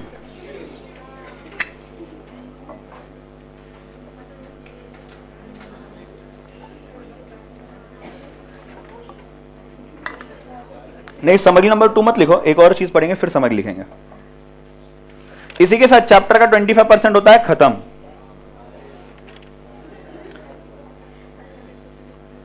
आज ही 50% चैप्टर खत्म हो जाएगा, देखना तुम. पूरा 12 बजे तक बैठोगे क्या?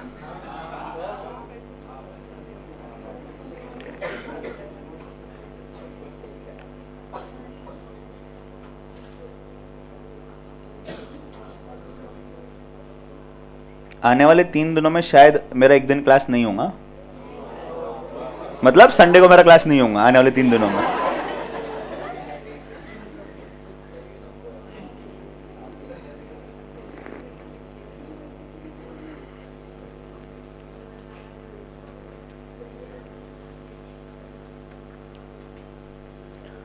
चलो आगे बढ़े। समरी मत लिखना, इसके बाद नोट लिखना, नोट। समरी बाद में लिखेंगे।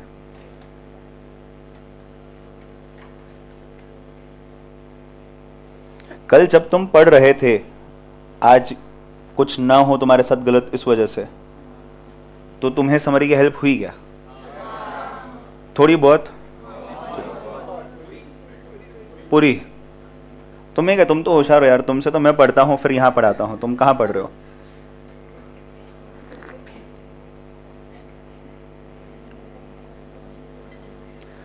चलो सीएमए फाउंडेशन की बैच में एक स्टूडेंट है जिसका नाम है मौसम, शायद यहाँ पे कुछ लोग पहचानते हैं। हाँ वो तो बोली मेरे बहुत फैन फॉलोइंग है बोले तुम्हारे क्लास में। कुछ तो 12th में कुछ लोग साथ में ऐसा कुछ तो भी, वो आज आए नहीं होंगे, है ना? तो तुम सोचो ना मौसम वाले नाम से क्या क्या वहाँ पे चीज़ें होती होंगी। आज मौसम बदल रहा है, वो ऐसे दिखती है हमको, मौसम बदल रहा है तो मौसम बदल नहीं सकता क्या?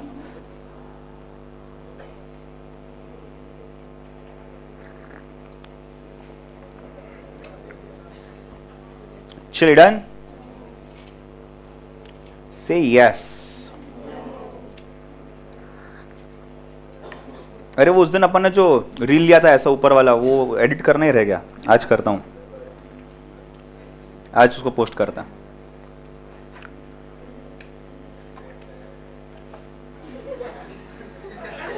क्या बोला वो? नहीं, ट्रेंड तो कब का जा चुका है वो। तुम तब 12th में थे जब वो ट्रेंड चल रहा था। हाँ आज से 1 साल पहले की बात है वो। हमने उस पर पहला रील जो बनाया था 1 साल पहले बनाया था, तो मेरे को तो इसके अच्छे से याद है कि तब उसका ट्रेंड चल रहा था।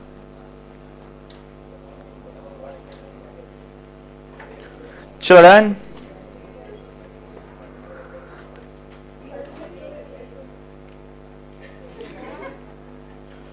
क्या कर रहे तुमको ही मालूम। वो पांडा वहां बैठे तो मेरे को डर ही लगता क्या होने वाला है। क्या क्वार्टर का आज नहीं आई? अच्छा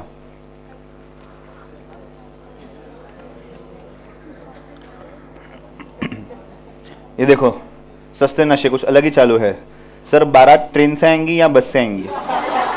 पहले तुम लोकेशन डिसाइड करो, गोवा जाना है या लोनावाला, फिर मैं वहां के जो अरेंजमेंट कर सकता हूं उन लोगों से तुम्हें मिलाता हूं, फिर वो अरेंजमेंट कैसा करते हो उसके ऊपर डिपेंड होगा। हाँ कुछ लोग ऐसे बोलने को तैयार है सर फ्लाइट से लेके चलेंगे, ठीक? हाँ चलिए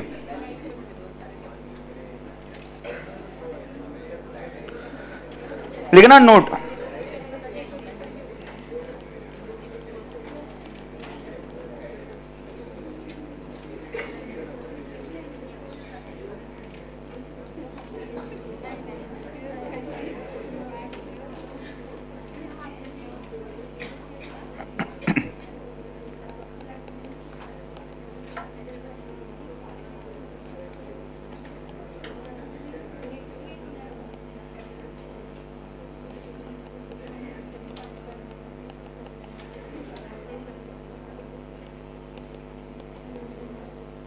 डन।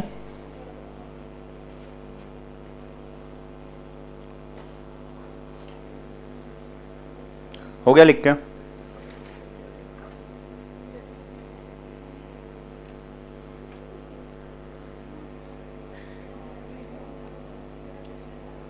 आज तो तुम इतनी पढ़ाई करके आऊंगा कि मैंने अगर ऐसे 3 स्टूडेंट सेलेक्ट किए कि एक जन यहां आकर के टाइम वैल्यू ऑफ मनी पूरा चार्ट ड्रॉ करेगा, सबको रिवाइज करवा लेगा, दूसरे को मैं बोलता हूँ स्टैटिस्टिकल डिस्क्रिप्शन ऑफ डेटा, तीसरे को मैं बोलता हूँ मेजर ऑफ सेंट्रल टेंडेंसी, तो भी चलेगा ना आज? बराबर ना? यहाँ आके फटाफट से ड्रॉ करने का, या तुम नोटबुक में जो ड्रॉ किया उसको यहाँ लेकर के तुम पूरा समझा सकते हो। नहीं मेरा जॉब खतरे में हो जाएगा, अगली बार पता चला सामने वाला क्लास लेकर के तुम सीए फाउंडेशन मैथ्स पढ़ा रहे हो। हाँ हो सकता है ना ऐसा? हाँ नहीं ऐसा होगा तो अच्छा ही लगेगा मुझे। नहीं ना तुम्हें पता है क्या, मैं ऐसा सच में सोचता हूं कि यहाँ पे आकर के स्टूडेंट ने पढ़ के अपने गांव में जाके जहां पे क्लासेस नहीं वहां पे क्लासेस खुलने चाहिए। जिस दिन वो होगा ना वो मेरा लाइफ का सबसे अच्छा दिन होगा। देखो ना ऐसे मैं बहुत सारे लोगों को देखता हूँ सच में, वो यहाँ वहां से लोन लेकर के यहाँ के पढ़ते हैं, कुछ लोग यहाँ करके बिगड़ जाते हैं, कुछ को सस्ते नशे लग जाते हैं, वो तो डूब रहे हैं, उनकी फैमिली को भी डुबा रहे हैं, वहां के 10 लोगों को इंस्पिरेशन क्या दे रहे हो वो? इससे अच्छा तुम ऐसा इंस्पिरेशन दो कि देखो मैं पूना गया, मैं वहां पे पढ़ा, पढ़ के मैं यहाँ के क्लासेस खोल रहा हूँ, 10 लोग हैं, अच्छे से फीस चार्ज करो उनसे, यहाँ से तो कम ही खर्चा होगा ना देखा जाए तो, जो यहाँ आ रहा है वो फीस भर रहा है XYZ वॉट एवर अमाउंट, उतना ही उसका खर्चा हो रहा है यहाँ पे रहने का, उससे ज्यादा भी हो सकता है, रहना खाना पीना सब, वो खर्चा पूरा वहां बचता है, वो अपने फैमिली के साथ रह रहा है, सब चीजें प्रॉपरली हो रही है, वो फीस देने को तैयार होगा ना, क्यों नहीं तैयार होगा? फिर यहाँ पे आने के लिए तो जुगाड़ किया ना, तो वहां का वहां फीस भरने के लिए तो जुगाड़ किया ही जा सकता है। अच्छा, जो यहाँ पढ़ा रहा है उसको यहाँ के खर्चे ज्यादा तो फीस ज्यादा, जो वहां पढ़ाएगा उसको खर्चे कम तो फीस भी कम, तो ऐसे ही तो इंडिया आगे बढ़ेगा ना। बट ये बहुत बहुत कम लोग ऐसा सोचते, क्या बोलना अभी? नहीं सच में ऐसा होना चाहिए। मैं किसी गांव से होता ना अगर, तो मैं ये चीज पक्का करता। चलो नहीं, बट आगे भी चांस मिला ना, अपन ऐसा करेंगे, मेरी फुल सपोर्ट रहेंगे अगर ऐसा कोई करना चाह रहा है तो। मस्त 4 साल पढ़ाई करो, 5 साल CA बनो अच्छे से, और जहां पे भी जो भी छोटे मोटे, जहां भी टाउन में, विलेज में, या ऐसा होगा कोई सिटी से बिलोंग करता है बट क्या बोलते हैं बगल में ही कोई तो विलेज है छोटा मोटा, जैसे ऐसा ज्यादा दूर नहीं, मतलब रोज आप आना जाना कर सकते हो, वहां कुछ करना चाह रहे हो, अपन करेंगे सच में। चलिए let's come back on the track. जैसे सेंट्रल टेंडेंसी जो था वहां पे भी कुछ प्रॉपर्टीज थे, वैसे डिस्पर्शन में भी कुछ प्रॉपर्टीज है। फर्क इतना है कि सेंट्रल टेंडेंसी पूरा पढ़ने बाद हमने प्रॉपर्टीज पढ़े, यहां अपन क्या करेंगे, यहां अपन हर एक चीज के साथ प्रॉपर्टी पढ़ेंगे। क्यों? हर एक प्रॉपर्टी में एक चीज कॉमन आने वाली, change in scale, change in origin, और वो आपको भी पता है क्या है change in scale. Plus minus जब होता है तब चेंज इन स्केल होता है। हाँ बोल रहे हो नालायक को, change in scale is multiply and divide. अरे स्केल से याद करो ना, मैग्नीफाइंग ग्लास का एग्जांपल, सिर्फ मल्टीप्लिकेशन करो या डिवीजन करो। चेंज इन ओरिजिन में क्या होता है, प्लस या माइनस। क्या सेंट्रल टेंडेंसी का हर एक मेजर दोनों से अफेक्ट होता है, चेंज इन स्केल से भी, चेंज इन ओरिजिन से भी। ठीक है, चलिए आ जाइए, टाइटल लिखना प्रॉपर्टीज ऑफ रेंज, लिख दो जल्दी। मेरे ख्याल से आधे से ऊपर पेज लगेगा, नहीं होगा तो नया पेज ले लो, आधा पेज मिनिमम चाहिए।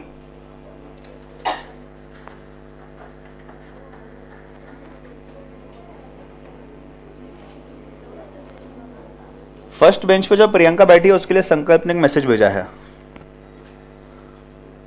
तुम बाद में पढ़ लेना, मैं तो फोटो भेज दूंगा, ठीक है? नहीं वो सिंपल बोल रहा है, सर सुबह फर्स्ट बेंच पे जो वो प्रियंका बैठती है वो बोल रही थी कि अगर टेंशन हो रहा है तो ऐसी एक्टिंग करनी चाहिए और फिर सर कुछ क्वेश्चन नहीं पूछते हमें। गलत है ना? चलो प्रॉपर्टीज ऑफ रेंज आ जाइए, जिनको नहीं समझा छोड़ दो। All observations is equal to 0, range कितना होगा बताओ? सभी ऑब्जर्वेशन 0 है तो लार्जेस्ट ऑब्जर्वेशन कितना? 0, स्मॉलेस्ट ऑब्जर्वेशन कितना? 0, 0 माइनस 0 कितना? 0, तो रेंज क्या हो जाएगा? 0। अगर रेंज ही 0 है यानी कि न्यूमरेटर 0 है तो डिनोमिनेटर कुछ भी, आंसर क्या आएगा? 0। तो coefficient of range is also equal to, क्या ये एग्जाम में आता है? आएगा बट तुम्हें 0 मिलेगा फिर। चलिए एग्जाम्पल, मैंने एक चेंज किया है, आप भी उतना ही चेंज कर सकते हो। ऑल ऑब्जर्वेशन सर 0 और कांस्टेंट k, मतलब अगर 0 नहीं है और 5 5 5 5 इतने सब ऑब्जर्वेशन की वैल्यू 5 है। लार्जेस्ट कितना? 5। स्मॉलेस्ट कितना? 5। रेंज क्या होता है? लार्जेस्ट माइनस स्मॉलेस्ट, क्या हो जाएगा? 5 माइनस 5 क्या हो जाएगा? 0। कोएफिशिएंट ऑफ रेंज क्या होगा? L minus S upon L plus S. 0 upon 5 plus 5 10, कितना हो जाएगा? तो ऑब्जर्वेशन 0 है तो range, coefficient of range 0, but observation same है, सब 1 1 1 है, सब 5 5 5 है, तो भी क्या हो जाएगा? रेंज भी 0, कोएफिशिएंट ऑफ रेंज भी 0। नंबर 6, कांस्टेंट वैल्यू, लिखते जाना साथ में, समझाता बाद में, पहले लिख लो। कांस्टेंट वैल्यू प्लस हो रहा है या माइनस हो रहा है from all observations, then R remains same but CR changes।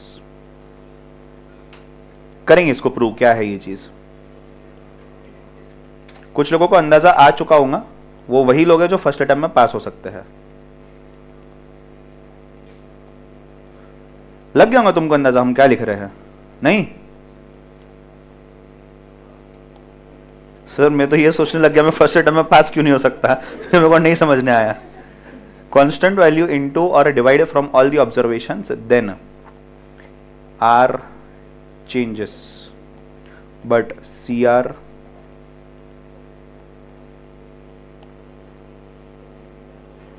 बस इतना लिख लो, डिस्कस करेंगे फिर आगे बढ़ेंगे। एक है चेंज इन ओरिजिन, दूसरा है चेंज इन स्केल।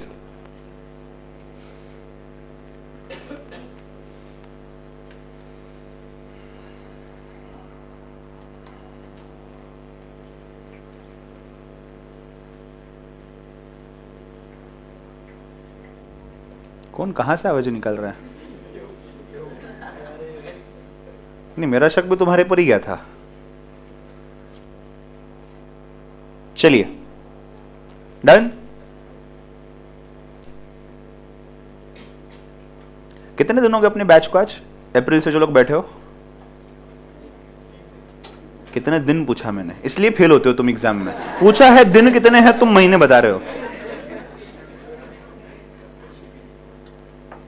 कितने दिन हुए होंगे? 100 दिन। और 100 दिन में एक बार भी मास्क नीचे नहीं उतरा है, सोचो। 101 दिन हो गए, देखो 101 दिन में एक दिन में मास्क नहीं उतरा है नीचे। अब डायरेक्ट यूट्यूब पे फेस रिवील होगा, देखना तुम, बराबर ना? जनता जानना चाहती है कंसिस्टेंसी का नाम क्या है। अरे चेहरा देखना चाहती है, मतलब समझा करो तुम उसके सपोर्ट में हो, मेरे सपोर्ट में हो। चलिए ध्यान देना, सामने पूरा फोकस सामने रखना। कैलकुलेटर आपको लग सकता है। से 7, 2, 10, 25, 8 और 37 रेंज बताइए। रेंज बताइए। हाईएस्ट वैल्यू कितना है? 37। लोवेस्ट कितना है? 2। रेंज कितना आ गया? 35। कोएफिशिएंट ऑफ रेंज बताइए। 37 minus 2 upon 37 plus 2 multiply by 100 कितना परसेंट? 89.74%। ठीक है। अब जैसे कि आप यहां प्लस और माइनस देख पा रहे हो, तो वहां से क्या समझता है अपने को? Change in origin. अब चेंज इन ओरिजिन है, आइए अपन एक कांस्टेंट वैल्यू लेकर के चीजों को चेंज करते हैं। सपोज प्लस 10 करते हैं अपन, कितना हो जाएगा? 7 की जगह 17, 2 की जगह 12, 10 की जगह 25 की जगह 8, 37। चलिए रेंज बताइए। 47 माइनस 12, कोएफिशिएंट ऑफ रेंज बताइए।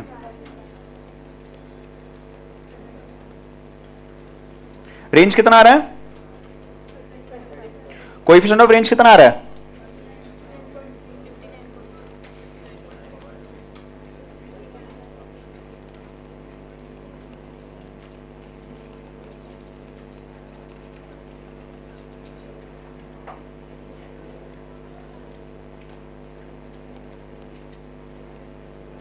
चलो ध्यान दो, बताओ मुझे क्या हो रहा है एग्जैक्टली।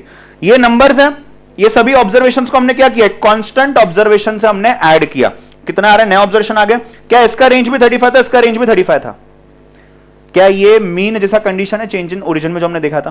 राइट। मतलब मुझे अगर ये मीन से ये मीन निकालना है तो मुझे क्या करना है? सिर्फ कांस्टेंट नंबर ऐड करना है, बस दैट्स इट। बट यही same logic coefficient of range के लिए एप्लीकेबल है क्या? नहीं एप्लीकेबल है। तो क्या मैं यहां पे ऐसा समराइज कर सकता हूं कि चेंज इन स्केल रेंज जो है उस पे ये काम करेगा, इस पे काम नहीं करेगा? यही चीज यहां पे इंग्लिश में लिखी हुई है। कांस्टेंट वैल्यू ऐड और less from all observations, then R remains the same and CR changes, not changes as per the origin. ये अलग ही नंबर कुछ तो भी लेकर के आ जाएगा। आप देखो ना यहां पे इसमें और इसमें डिफरेंस उतना ही है क्या? प्लस 10 का नहीं ना, रादर वो तो माइनस हो गया। ठीक है। आइए सिमिलर वे में हम आगे चेक करते हैं। यहां पे change in origin, set of observation लेता हूं 8, 5, 4, 10, 25, 16 और 15। बताइएगा रेंज कितना है? लार्जेस्ट कितना है? 20 है। स्मॉलेस्ट कितना है? 4 है। कितना आ रहा है? 16। Coefficient of range 20 minus 4 upon 20 plus 4 into 100 कितना आ रहा है? 66.67। ऑब्जर्वेशन को चेंज करता है। क्या करना है? मल्टीप्लाई या डिवाइड? मल्टीप्लाई करते हैं। कितने से मल्टीप्लाई करें? 10 से ही मल्टीप्लाई कर लेते हैं। चलो प्लस 10 क्या था ना, 10 से मल्टीप्लाई करते हैं। कितना आएगा? 8 की जगह 80, 5 की जगह 50, 4 की जगह 40, 10 की जगह 100, 20 की जगह 200, 5 की जगह 50, 16 की जगह 160, 15 की जगह 150 का। ठीक है। चलिए रेंज बताइएगा कितना आ रहा है? 200 माइनस 40 और 200। अरे रेंज निकाल रहा हूं ना मैं। ठीक है, हाँ कितना आ रहा है 160। कोएफिशिएंट ऑफ रेंज कितना आ रहा है, कितना, चलो ऑब्जर्व करो, मुझे बताओ डिफरेंस क्या है।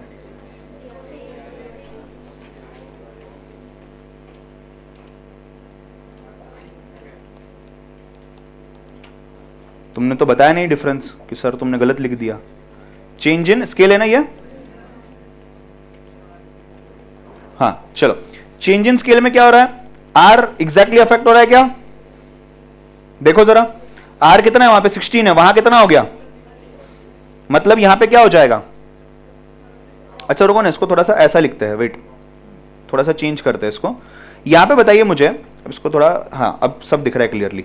चलो मुझे यहां पे बताओ अभी इस केस में यहां पे आर और यहां पे आर सेम है क्या, मतलब चेंज इन ओरिजिन अगर हो रहा है तो रेंज कितना रहने वाला है, सेम।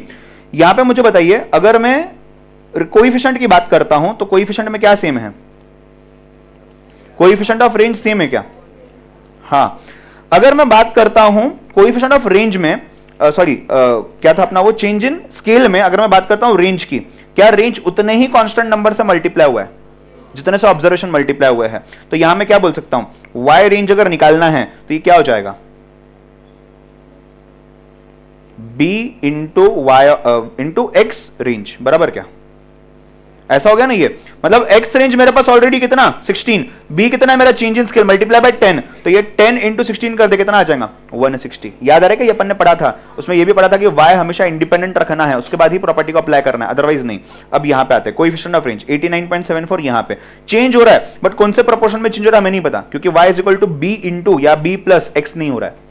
अगर वो होता तो 89 यहां पे बन जाता 99, बट ऐसा हो रहा है क्या, नहीं 89 बन गया है कितना 59, तो ये कितना माइनस कुछ तो भी 30 हुआ है, जरूरी नहीं है हर बार ये माइनस 30 हो गई, अलग अलग तरीके से चेंज हो सकता है, मतलब ये मैं लिख दूं क्या यहाँ पे changes, but not according to y is equal to a plus X. समझ रहे हो, आपको अभी चेंज ऑफ स्केल एग्जैक्टली कहां यूज हो रहा है ये समझ रहा है क्या, सेंट्रल टेंडेंसी में हमने पढ़ा बट वहां पे तो सबके लिए सब मैच हो रहा है ना, तो वहां पे मीन मीडियन मोड आया, क्वार्टाइल परसेंटाइल डिसाइल कुछ फर्क नहीं पड़ता, क्यों, बिकॉज जो भी आपका एक्चुअल में पुराना वाला यानी कि से ओल्ड ऑब्जर्वेशंस का क्या है मीन है, नए ऑब्जर्वेशंस के मीन में उतना ही प्लस करो उतना ही मल्टीप्लाई करो आंसर आ जाएगा, यहां ऐसा नहीं है, यहां पे डिफिकल्टी देखिए। अच्छा ये तो पहला सेंट्रल टेंडेंसी है सिर्फ, सॉरी पहला डिस्पर्शन है, सेकंड मेथड है क्वार्टाइल वाला, थर्ड क्या है मीन वाला, फोर्थ क्या है स्टैंडर्ड वाला, सब में ये लगभग इसी तरीके से चलेगा, हम आगे देखते जाएंगे। बात समझ नहीं आ रही है क्या, at the end of the chapter central tendency dispersion सबका मिला करके change in origin change in scale का एक ही समरी बनाएंगे ताकि अपने को कंफ्यूजन क्लियर हो जाए। फिलहाल के लिए यहाँ पे ओरिजिन चेंज हो रहा है मतलब क्या हो रहा है, प्लस या माइनस हो रहा है कांस्टेंट नंबर के साथ, रेंज चेंज होगा क्या, नहीं रेंज वैसा का वैसा ही रहेगा, बट कोएफिशिएंट चेंज होगा क्या, हाँ उसी प्रोपोर्शन में चेंज होगा क्या, नहीं। अगर चेंज इन स्केल करता है कि मल्टीप्लाई या फिर डिवाइड हो रहा है, रेंज सेम रहेगा क्या, नहीं रेंज चेंज होगा बट कैसे चेंज होगा, उतने ही कांस्टेंट के साथ चेंज होगा, और कोएफिशिएंट ऑफ रेंज चेंज होगा क्या, नहीं वो सेम रहेगा।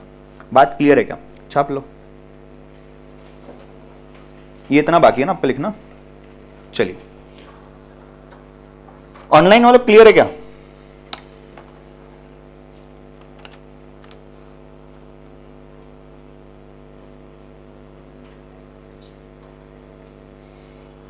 यहां तक लिख लिया तो अपन जाएंगे समरी नंबर 6।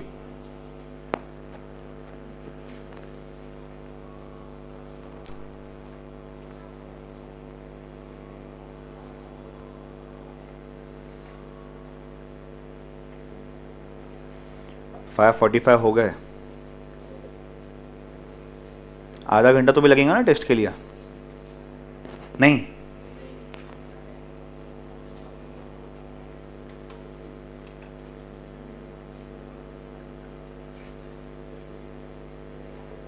मुझे एक चीज के ऊपर कॉन्फिडेंस आ गया है तुम्हारे क्लास में, तुम ना दो टीचर के बीच में झगड़े लगाओगे एक दिन पक्का। रोहन सर को तुम बोलते सर आपकी वजह से ओरल टेस्ट लेना चालू किया करण सर ने, ये कहां से बात आई, कब आई है, नहीं बट अच्छा उन्होंने जो रिप्लाई किया तुमको मुझे पसंद आया, अगर मैंने उनकी चीज कॉपी की है तो वो पनिशमेंट का मॉडल मेरा कॉपी करेंगे, नुकसान तो तुम्हारा ही हो रहा है। हाँ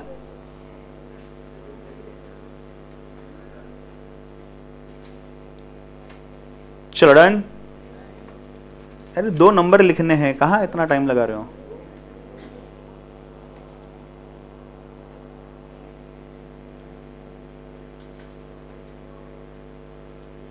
मैथ्स का पेपर कौन से डेट पे है, 28th। तो अगर 28 दिसंबर को दोपहर में 2 बजे मेरी शादी रही तो तुम क्या करोगे? पेपर लिखने कौन जाएगा? हाँ, शादी पोस्टपोन करेंगे। वाह, नहीं नहीं, अच्छी बात है ना, इंसान को खुश देखना चाहती है जिंदगी में वो, बराबर ना? चलिए डन।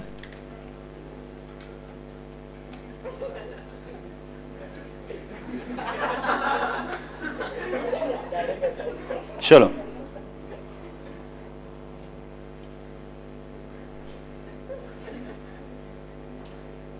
संडे का क्या हुआ? क्लास है ना संडे को? नहीं, संडे को अगर सर ने क्लास लिया तो मैं भी क्लास लूंगा। मैम भी बोल रहे थे कि फिर मैं भी क्लास ले लूंगी संडे को। आ ही रहे हो तो फिर ठीक है ना। हाँ, कोई नहीं है, वो अलग बात है, वो अलग चीज है, अपन देख के लेंगे तब।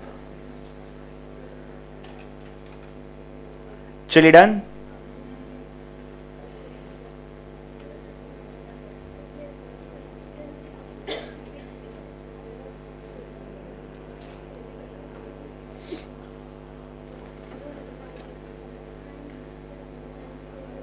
हो गया क्या?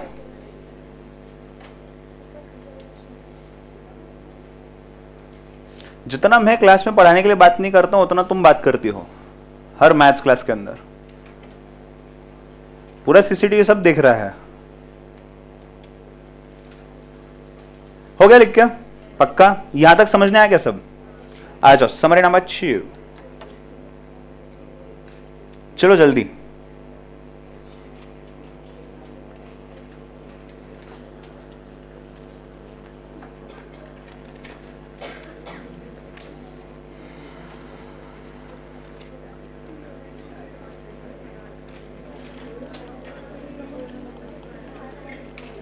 क्यों बातें हो रही है?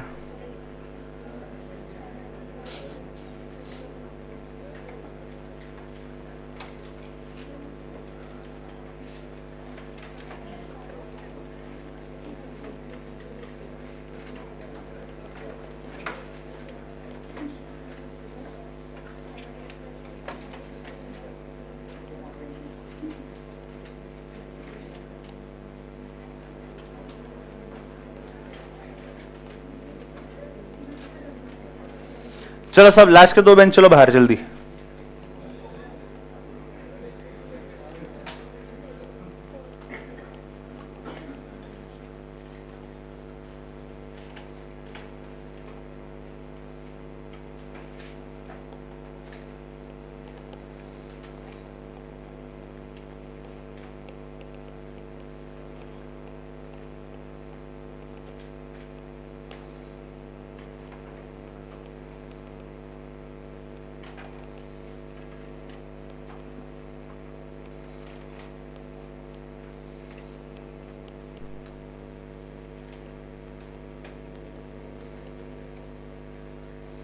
ओरिजिन में क्या सेम था?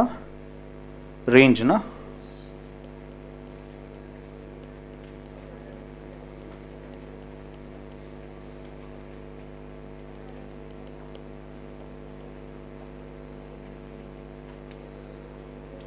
आज का होमवर्क क्या आपको पता चल गया होगा? समरी नंबर 3 नोटबुक के अंदर में। जिनका हो गया है आ जाइए, फ्रेश पेज लेना, टाइटल देना क्वार्टाइल डेविएशन। क्वार्टाइल खत्म करते हैं फिर टेस्ट लेते हैं।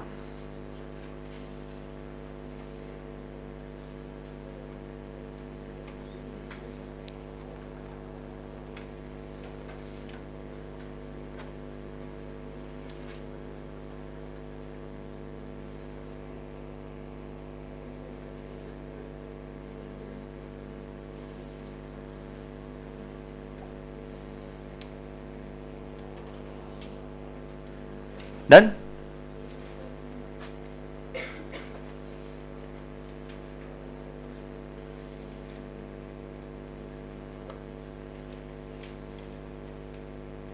कौन बात कर रहा है इतना धीरे धीरे?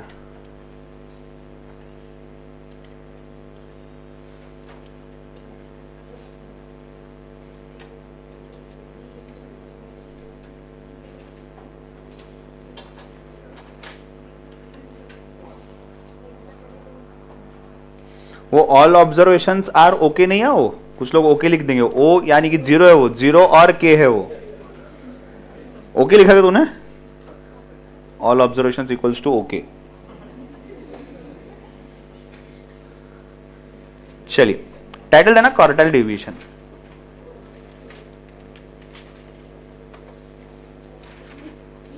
डिस्पर्शन में सिर्फ और सिर्फ आपके कैलकुलेशंस बढ़ने वाले हैं और कुछ नहीं होने वाला है।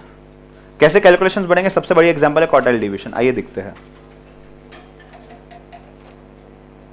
जितने कैलकुलेशन बढ़ेंगे मार्क्स तो भी बढ़ने चाहिए ना। नहीं, मार्क्स तो नहीं रहेंगे ना, ये भी 1 मार्क के लिए पूछा जाएगा, कम कैलकुलेशन वाला क्वेश्चन भी 1 मार्क के लिए पूछा जाएगा। चलिए साथ में लिखना चालू करो, लिख लो, पहले पूरा चार्ट लिख लो, लगभग आप पकड़ चलो आधे से ऊपर पेज लगेगा, उसके बाद अपन उसको डिस्कस करते हैं। अगर आप आधे से कम पेज है तो वहीं कंटिन्यू करिए, आगे कंटिन्यू कर लेना अगले पेज पे।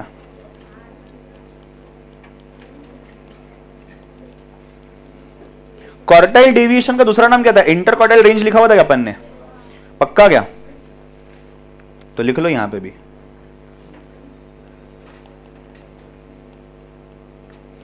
कौन सा मेजर है ये,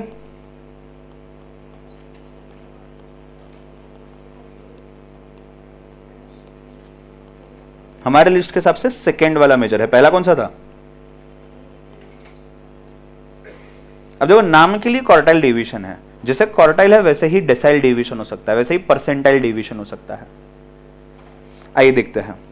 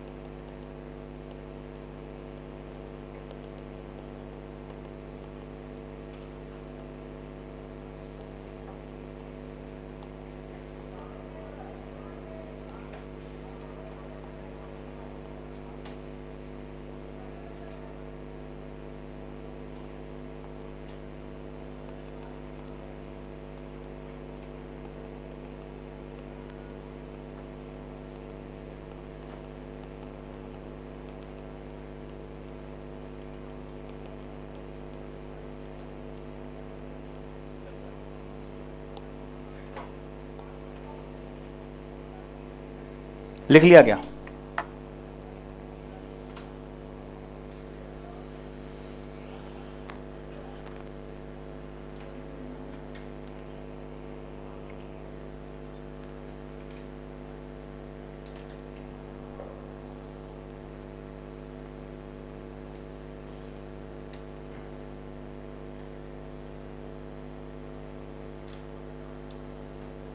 डन।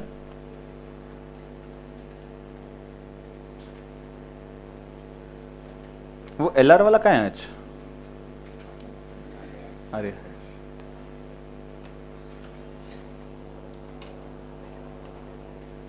चलो डन। तू यहां कैसे गया आज,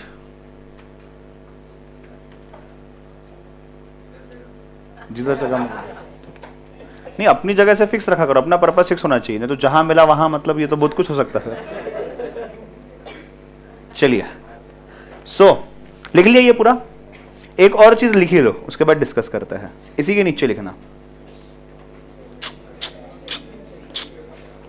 उसी के नीचे कंटिन्यू करो।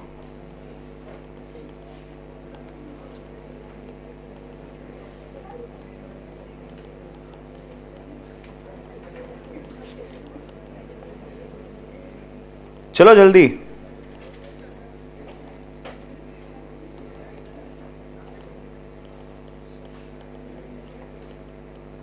अरे मैच कितने बजे चलूंगी आज?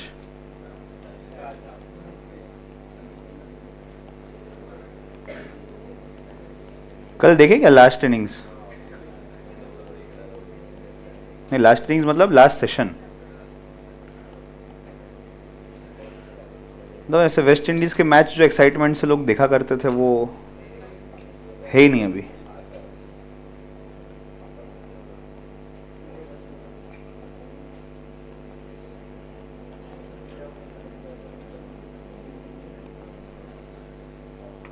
चलिए, जैसा लिखा मैंने रिलेटिव मेजर वैसे ही लिखना, 2 मार्क्स एक्स्ट्रा मिलने के चांसेस है वैसे लिखने का, ठीक है।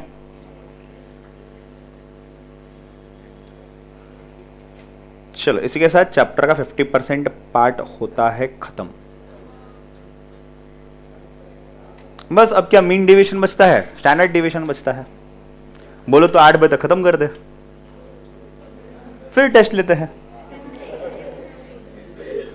डील भी अच्छी है, अगर तुम टेस्ट में पास हो गए तो पार्टी मेरी तरफ से, डिनर पार्टी। अगर नहीं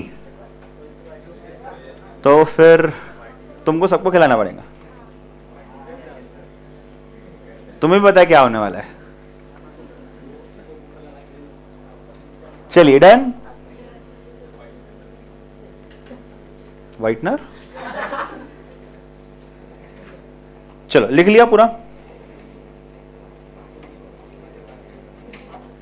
जो आपने लिखा है उसमें से आधा जो आपने लिखा हुआ वो वेस्ट है। इसके लिए लिखने बात बता रहा हूं, तुम लिखा ही नहीं होता, बट लिखना जरूरी है। चलिए, अगर आप अभी भी लिख रहे हो तो रुक जाओ, बाद में कंटिन्यू कर लेना, सामने ध्यान दो, मैं समझा रहा हूं पूरी चीज। हमने क्या देखा, मेजर ऑफ डिस्पर्शन के अंदर में आपको स्ट्रक्चर में ये समझने आ गया कि देयर आर 4 थिंग्स। पहला क्या है, रेंज, उसके साथ आता है कोएफिशिएंट ऑफ रेंज। दूसरा क्या है, quartile deviation, coefficient of quartile deviation. उसके बाद क्या है, mean deviation, coefficient of mean deviation. Then you have standard deviation and you have coefficient of standard deviation या कोएफिशिएंट ऑफ वेरिएशन। ये एब्सोल्यूट मेजर है और ये रिलेटिव मेजर है। ये सब अपन ने देख लिया, जिसमें से रेंज और coefficient of range is done now. Basic point से एग्जाम में ज्यादा नहीं आता है। दूसरा क्या है, क्वार्टाइल डेविएशन, उसके साथ आता है coefficient of quartile deviation. Quartile deviation को वैसे तो हम इंटर क्वार्टाइल रेंज भी बोलते हैं, बट यहां पे सेमी इंटर क्वार्टाइल रेंज और इंटर क्वार्टाइल रेंज अलग अलग क्यों है ये मैंने बताया हुआ है, अपन उसको देखेंगे। अब जैसे क्वार्टाइल की बात होती है तो पार्टीशन वैल्यू में एक क्वार्टाइल है, बाकी और दो कौन से डेसाइल भी है और परसेंटाइल भी है। तो ये जो हो रहा है सिमिलर मैनर में डेसाइल डेविएशन भी हो सकता है, परसेंटाइल डेविएशन भी हो सकता है। ये दोनों भी आपके सिलेबस में नहीं है, बट एग्जाम में एक आध बार इसके ऊपर क्वेश्चन पूछा गया है पास्ट में, इसके लिए अपन सेफर साइड पढ़ ले रहे हैं। रीजन क्यों है इसकी ये पढ़ने की आपको बता रहा हूं मैं।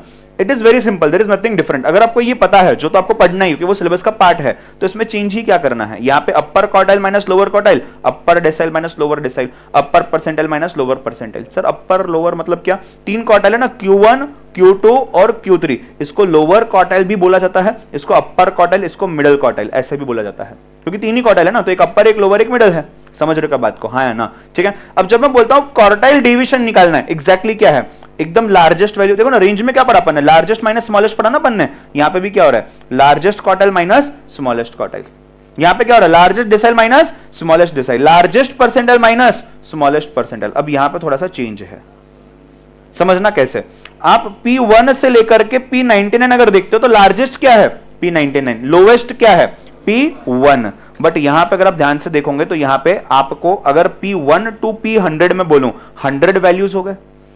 पहला extreme value left hand side पे क्या है 1, राइट हैंड साइड पे एक्सट्रीम वैल्यू क्या है 100। ये दोनों एक्सट्रीम के बीच में जितने भी ऑब्जर्वेशंस है, ये एक्सट्रीम की वजह से या तो इफेक्ट हो गए या तो इफेक्ट नहीं हो गए। तो हम थोड़ा सा एक्सट्रीमनेस कम करने के लिए, ताकि लगभग जितने ऑब्जर्वेशन हम ले रहे सब एक दूसरे से मैच हो, हम 10 से लेकर के 90 लेते हैं, because there are lots of observations ना। हाँ 10 ऑब्जर्वेशन है तो फर्स्ट टू 10 कंपेयर कर सकते हैं, सभी साथ में ऑब्जर्वेशन। बट अगर 1 to 100 है, उसमें हो सकता है पहले 10 और लास्ट के 10 ऑब्जर्वेशन की वजह से बीच का वैल्यू चेंज होता जा रहा है, बिकॉज हम एवरेज ले रहे हैं, परसेंटाइल ले रहे हैं, एक्सेट्रा। तो ये लोग क्या करते हैं, it is better to start from 10 and to end at 90। 10 आगे से स्टार्ट करो, 10 पहले पे खत्म कर दो, बीच के इस पे फोकस करो। राइट, जो कि लॉजिकली सही भी है। तो ये P90 माइनस P10 है, यहां तो और यहां पे तो सेम है, जो आपको पता है। अब जैसे हमने रेंज निकाला था, रेंज में क्या था, लार्जेस्ट माइनस स्मॉलेस्ट, यहां पे डेसाइल रेंज निकल सकता है largest minus smallest, percentile range निकल सकता है लार्जेस्ट माइनस स्मॉलेस्ट, ठीक है। लार्जेस्ट में 90 आएगा, लोवेस्ट में 10 आएगा, 1 और 100 नहीं आएंगे। वैसे ही यहां पे भी आ सकता है इंटर क्वार्टाइल रेंज, कितना आता है, अपर माइनस लोअर, यहां पे भी सेम है ना। बट इनका डेविएशन जब हम निकालते हैं तब हम एवरेज लेते हैं। एवरेज मतलब क्या, अपर यानी largest minus smallest divided by 2, समझ रहे हो क्या। क्यों डिवाइडेड बाय 2 कर रहे हैं, बिकॉज 3 ऑब्जर्वेशन है, यहां पे 10 ऑब्जर्वेशन, यहां पे 100 ऑब्जर्वेशन है। अब ये जितने भी ऑब्जर्वेशन है यहां पे, ये ऑलरेडी एक एक्सटेंट तक है, अपने को उसका भी एवरेज लेना है, तो इसके लिए आप उसको डिवाइड बाय 2 करके एवरेज ले रहे हो। तो सर रेंज के केस में ऐसा क्यों नहीं था, रेंज का बेसिक नेचर सिर्फ इस पे फोकस करता है, स्टार्टिंग और एंडिंग, बीच के वैल्यूज को भी इग्नोर करता है। क्वार्टाइल डेविएशन बोलते हैं मैं बीच के वैल्यूज को इग्नोर तो नहीं करूंगा, बट बीच के वैल्यूज का भी थोड़ा सा फ्लेवर अपन डाल देंगे, जो भी एक वैल्यू आप निकाल रहे हो उसको एक्सप्रेस करने के लिए एक सिंगल सेंट्रल वैल्यू में। तो ये जब भी आपके परसेंटाइल, डेसिमल, क्वार्टाइल आते हैं, ये अपने साथ वो 2 एक्सट्रीम या 3 एक्सट्रीम वैल्यूज नहीं लेते, ये बाकी के वैल्यूज का भी थोड़ा सा इफेक्ट साथ में ले लेते हैं। दैट इज द रीजन हम उनका एवरेज ले रहे हैं, समझ रहे हो क्या। बिकॉज ये बीच का ऑब्जर्वेशन है, यहां के इस तरफ के सभी वैल्यूज का इफेक्ट यहां दिखेगा, यहां के इस तरफ के सभी वैल्यूज का इफेक्ट यहां दिखेगा। तो ये एक्सट्रीम ले लिया, ये एक्सट्रीम ले लिया, तो ये जो सेंट्रल ऑब्जर्वेशन है ना, इनका इंपैक्ट दिखता ही नहीं है। तो ये लोग क्या करते हैं, लार्जेस्ट लो, स्मॉलेस्ट लो, उसको डिवाइड बाय 2 करो, तो आपको लगभग ये जो सेंट्रल हाफ पोर्शन है ना, इसका आपको अंदाजा निकल जाएगा। That is what is quartile division all about. इसका एप्लीकेशन भी हम करेंगे कल परसों में, उसके ऊपर आपको और डिटेल्स में समझने आ जाएंगे, बट बेसिक आइडिया आपको समझा कि हम क्या कर रहे हैं, ठीक है। तो जैसे क्वार्टाइल डिवीजन है, वैसे ही कोएफिशिएंट ऑफ क्वार्टाइल डिवीजन, उसका एब्सोल्यूट वाले का रिलेटिव मेजर। अब रेंज के रिलेटिव मेजर में क्या कहता है, L minus S upon L plus S. यहां पे भी देखो ना, largest quartile minus smallest quartile upon largest plus smallest into 100। मतलब यहां पे समझना तो मेरे ख्याल से आपको भी आइडिया आ चुकी है हम क्या कर रहे हैं। याद रखने के पॉइंट ऑफ व्यू से अगर आपको रेंज पता है, जो तो याद करना मुश्किल नहीं है, तो रेंज के बेसिस पे आप ये पूरी चीज याद रख सकते हो क्या। हाँ, इसमें एक ट्विस्ट सिर्फ याद रखना है कि परसेंटाइल में लार्जेस्ट मतलब 90 से आगे नहीं जाना, 99 नहीं है, स्मॉलेस्ट मतलब 1 पे नहीं जाना है, 10 है। मेरे ख्याल से वो कोई बड़ी बात नहीं होता ना, अपन याद रख सकते हैं, बट ये नहीं भी था तो एग्जाम में तना नहीं फोकस किया जाता। Main focus in your exam is only this, right. तो क्वार्टाइल डिवीजन क्या है, Q3 माइनस Q1 अपॉन 2, और कोएफिशिएंट ऑफ क्वार्टाइल डिवीजन क्या है, Q3 minus Q1 upon Q3 plus Q1 into 100। Basis इसका कहां से आ रहा है, रेंज से ही आ रहा है। सी अल्टीमेटली बात को समझिएगा, एंशिएंट मैथमेटिक्स की अगर बात करिए, एंशिएंट स्टैटिस्टिक्स की बात करें, क्या था, रेंज। रेंज से क्या आया, क्वार्टाइल। क्वार्टाइल से क्या आया, मीन। मीन से क्या आया, स्टैंडर्ड डेविएशन। तो इन सब में कहीं ना कहीं आपको एक एक्सटेंडेड लिंक मिलते जाएंगी, एक से दूसरी चीज अपग्रेड हुई है, एक से दूसरी चीज बनी है। तो रेंज का बेसिस यहां पे क्लियर कट दिख रहा है क्या, लार्जेस्ट माइनस स्मॉलेस्ट। ये उसी रेंज के बेसिस को लेकर के, उसी को स्टडी करके उसको और थोड़ा एक्यूरेट बनाने की कोशिश की गई है। अगेन जब हम मीन पे जाएंगे ना, थोड़ा सा इसी को और एक्सटेंड करके आगे बनाने की कोशिश की गई है, वहां से वापस ये लोग कहां है, स्टैंडर्ड डिवीजन पे आए हैं, ठीक है। तो बेसिस वही है, एज गुड एज दैट। समझ रहे हो बात को, हाँ या ना, ठीक है। ये पूरी चीज क्लियर है क्या, एक बार फटाफट से पूरा चार्ट रीड कर लो, स्क्रीन पे भी है, आपके बुक में भी है, जल्दी से सिर्फ just quickly go through it, और इसके बाद लिखना समरी नंबर नहीं, उसके पहले एक नोट लिखेंगे, कुछ चीजों को समझेंगे, उसके बाद समरी पे जाएंगे। चलो ऑनलाइन वालों, यहां तक क्लियर है क्या।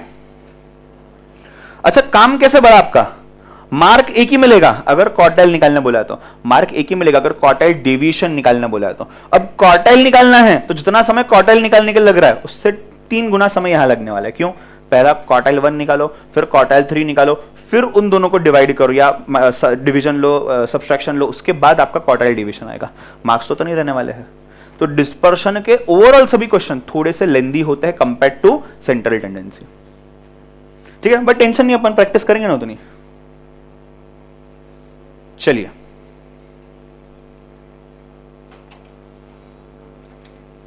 देख लिया एक बार, आ जाओ लिखना नोट।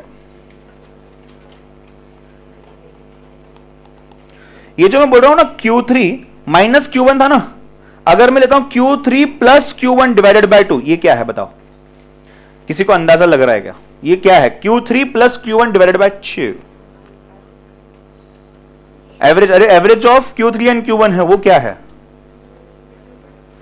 देखो ना, ये सेट ऑफ ऑब्जर्वेशन है आपके, ठीक है। ये क्या आ जाएगा, Q1, ये Q2 और ये Q3। देखो बात को समझना, पहला ऑब्जर्वेशन है, आखिरी ऑब्जर्वेशन है। ऑब्जर्वेशन को 4 इक्वल पार्ट 1, 2, 3 एंड 4 में डिवाइड कर दिया, मतलब क्वार्टाइल आ गए। फर्स्ट क्वार्टाइल ने फर्स्ट हाफ को 2 पार्ट में डिवाइड किया। सेकंड क्वार्टाइल तो बीच में है, जो पूरे को ओवरऑल डिवाइड कर रहा है, क्या इसी सेकंड क्वार्टाइल को मैं मीडियन बोलता हूं। उसके बाद ये जो सेकेंड हाफ है उसको और दो पार्ट में इक्वल पार्ट्स में डिवाइड किया, किसका काम है? Q3 का काम है। समझ रहे हो बात को? अब मुझे एक बात बताओ, ये सब इक्वल पार्ट्स है, सब चारों के चारों इक्वल पार्ट्स है, ये एक इक्वल पार्ट है, ये दूसरा इक्वल पार्ट है, तभी तो वो मीडियन है ना Q2। अब ये Q2 जो है ये क्या Q1 और Q3 का एवरेज है। मतलब अगर मुझे मीडियन निकालना है और मुझे क्वार्टाइल 3 क्वार्टाइल 1 दिया हुआ है तो मैं उन दोनों का एवरेज लेके मीडियन निकाल सकता हूं। बात समझने आ रही है कि मैं क्या बोल रहा हूं? ठीक है, सो क्या मैं इसको बोल सकता हूं this is nothing but median और this is nothing but quartile 2। उसका एक्सप्लेनेशन भी यहां पे दिया है, रुको लिखो मत कुछ, आगे देखना एक और चीज। ये पढ़ा है अपन ने कहीं? तो कहां पढ़ा है? Statistical description of data, bell shaped curve याद है क्या? अगर वो बेल शेप्ड कर्व एकदम बीचों बीच अपन यू कैन से एक लाइन ड्रॉ कर देते हैं तो क्या यहां 50% ऑब्जर्वेशन है, यहां 50% ऑब्जर्वेशन है। अगर इसको हम ऐसे डिवाइड कर रहे हैं इसका मतलब ये डिस्ट्रीब्यूशन जो है इसको हम सिमेट्रिकली डिवाइड कर रहे हैं। सिमेट्रिकल डिवीजन मतलब क्या? दोनों पार्ट्स जिनको आप डिवाइड करो दोनों पार्ट्स इक्वल होते हैं, दोनों पार्ट्स इक्वल होते हैं। बात को समझ रहे हो क्या? हाँ या ना? आपका नोटबुक सामने रखो, उसको बीच में से अगर आप फाड़ते हो तो एक पार्ट इक्वल है, अगर एकदम बीचों बीच 100 पेजेस है ना 50 पेजेस पे उसका देखो साइन होता है जहां पे उन्होंने स्टेपल किया है या उसको you can say as such cut करके जोड़ा हुआ है, वहां से आप उसको काट दो तो आधे पेजेस इक्वल हो जाएंगे, यहां पे आधे पेजेस इक्वल, यहां 50 यहां 50, राइट। अगर आप कैलकुलेटर लेते हो, कैलकुलेटर को दो इक्वल पार्ट्स में डिवाइड करते हो, कैलकुलेटर होगा ना यहाँ पे, हाँ, इसको दो इक्वल पार्ट्स में डिवाइड करते हो, क्या वो सिमेट्रिकल होगा? नहीं। क्यों? इस तरफ बटन्स अलग है, इस तरफ बटन्स अलग है, number of buttons also change, functions of those buttons also change, so it can not be symmetrically divided. आपको डिफरेंस समझने आ रहा है क्या? हाँ या ना? ठीक है। आपका मोबाइल फोन सिमेट्रिकली डिवाइड किया जा सकता है क्या? Yes in a sense, no also in a sense, depend करता है मोबाइल बना हुआ कैसा है। कई बार मोबाइल के एक साइड पे बैटरी होती है, दूसरे साइड पे बाकी फीचर्स होते हैं, तो आप डिवाइड करोगे तो इस आधे तरफ पार्ट्स अलग होंगे, इस आधे तरफ पार्ट्स अलग होंगे, सिमेट्रिकल डिवाइड नहीं होगा वो। बात समझने आ रही है कि मैं क्या बोल रहा हूं? ठीक है। तो जब सिमेट्रिक डिवीजन होता है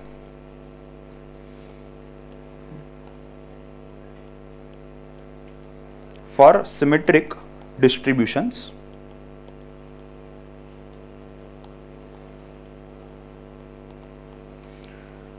एक बहुत इंपॉर्टेंट नोट है यहां पे, वो ये है mean is equal to median is equal to mode. इसका मतलब क्या हो गया? अगर सिमेट्रिक डिस्ट्रीब्यूशन है और मेरे पास Q1 Q2 है तो क्या मैं मीडियन निकाल सकता हूं? वो तो मैं वैसे भी निकाल सकता हूं, कोई भी टाइप का डिवीजन हो, बट क्या मैं इसी के बेसिस पे मीन भी निकाल सकता हूं? क्योंकि मीन तो सेम है, क्यों? क्योंकि वो सिमेट्रिक डिस्ट्रीब्यूशन है।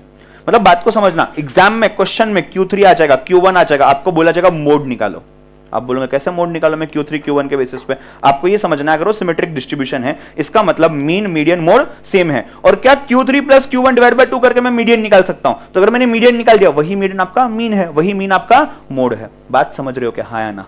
ठीक है, चलिए आ जाइए, लिखना चालू करिए।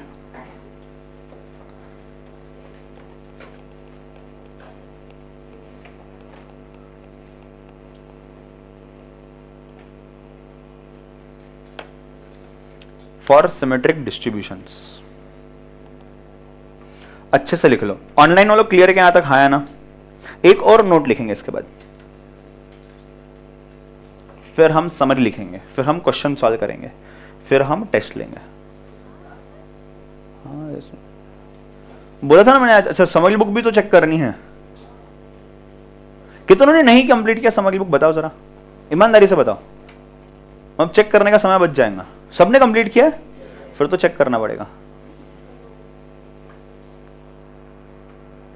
चलो,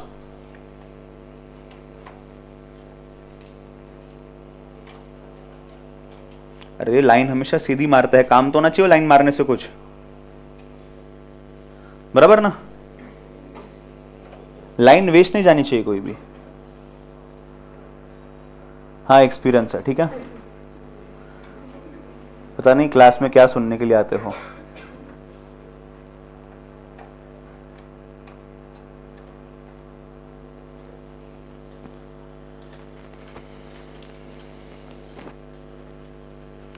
डन? यस। मैं तुमको गारंटी के साथ बोलता हूं जब इसका हम क्वेश्चन सॉल्व करेंगे ना आज से 2 से 3 दिन बाद, तुमको याद नहीं रहेगा। देखते हैं, चैलेंज मैं तुमको दूंगा Q1 Q3 और बोलूंगा मोड निकाल के दिखाओ। तुम बोलोगे सर क्या कर रहे हो, गलत क्वेश्चन दिया है। नहीं, ठीक है चलो देखते हैं। लिखना नोट नंबर 6, अगला नोट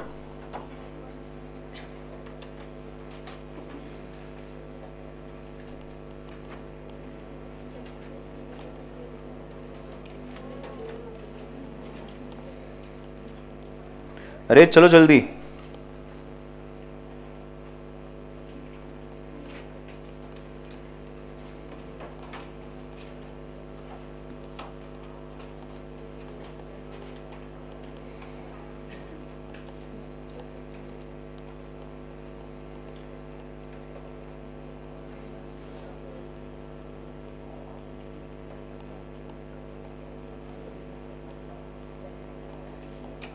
डेकोरेशन नहीं कर रहा हूं, इंपॉर्टेंट है वो।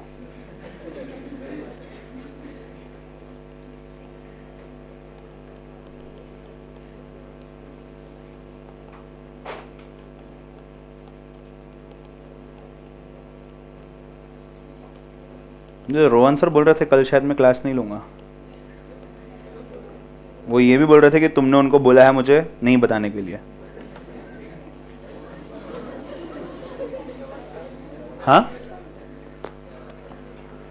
बराबर ना, बट फिर भी वो बताएं।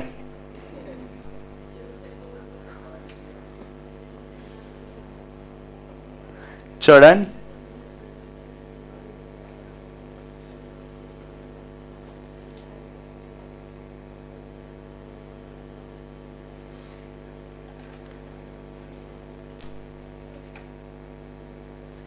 क्या हो गया? हाँ हाँ ठीक है।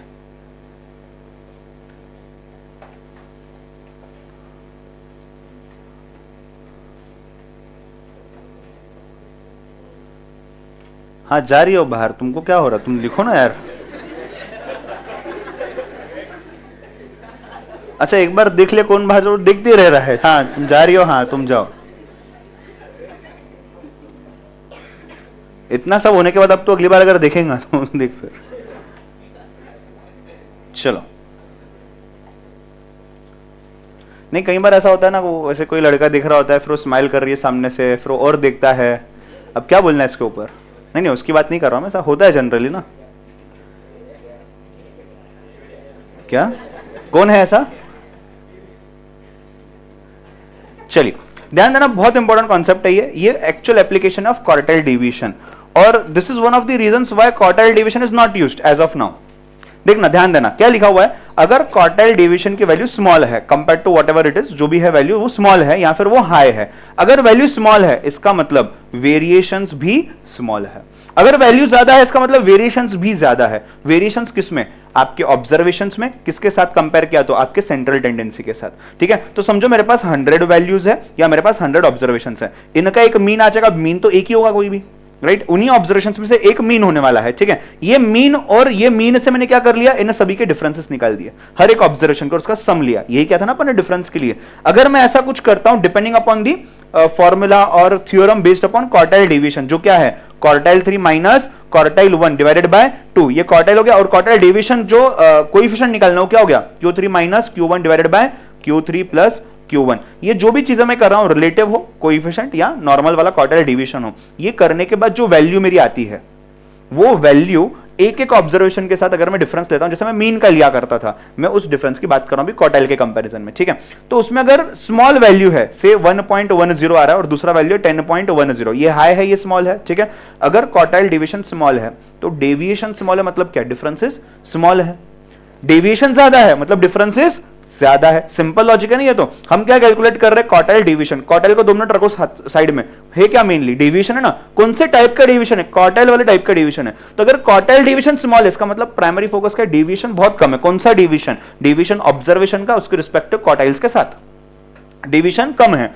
अब डेविएशन अगर कम है मतलब यूनिफॉर्मिटी ज्यादा है। यूनिफॉर्मिटी मतलब चेंजेस जो है वो बहुत ज्यादा नहीं है, कम है। फ्लक्चुएशन जो है वो बहुत कम है। यूनिफॉर्म ज्यादा है मतलब वो स्टेबल ज्यादा है। ऑब्जर्वेशंस, सभी ऑब्जर्वेशंस को काउंट किया जा रहा है। उसका एग्जैक्टली ऑपोजिट हाई वेरिएशंस मतलब क्या, ज्यादा फ्लक्चुएशंस है मतलब यूनिफॉर्मिटी कम है, स्टेबलनेस कम है। बात को समझ रहे हो क्या? हाँ या ना? अब ये सब तो ठीक है सर, इसमें मतलब क्या अलग है, क्या डिफिकल्ट है, इंपॉर्टेंट क्यों है? जो भी आपने पढ़ा ये चीज तो हमने सर रेंज के लिए भी पढ़ी, ये चीज हम आगे स्टैंडर्ड डेविएशन मीन डेविएशन के लिए भी पढ़ने वाले। डेविएशन ज्यादा मतलब वेरिएशन ज्यादा मतलब uniformity come, and vice versa. दिक्कत यहां है, उससे भी ज्यादा दिक्कत यहां है, और ये चीज मैं आपको ऑलरेडी समझा चुका हूं। कहां पे? ये वाले चीज पे।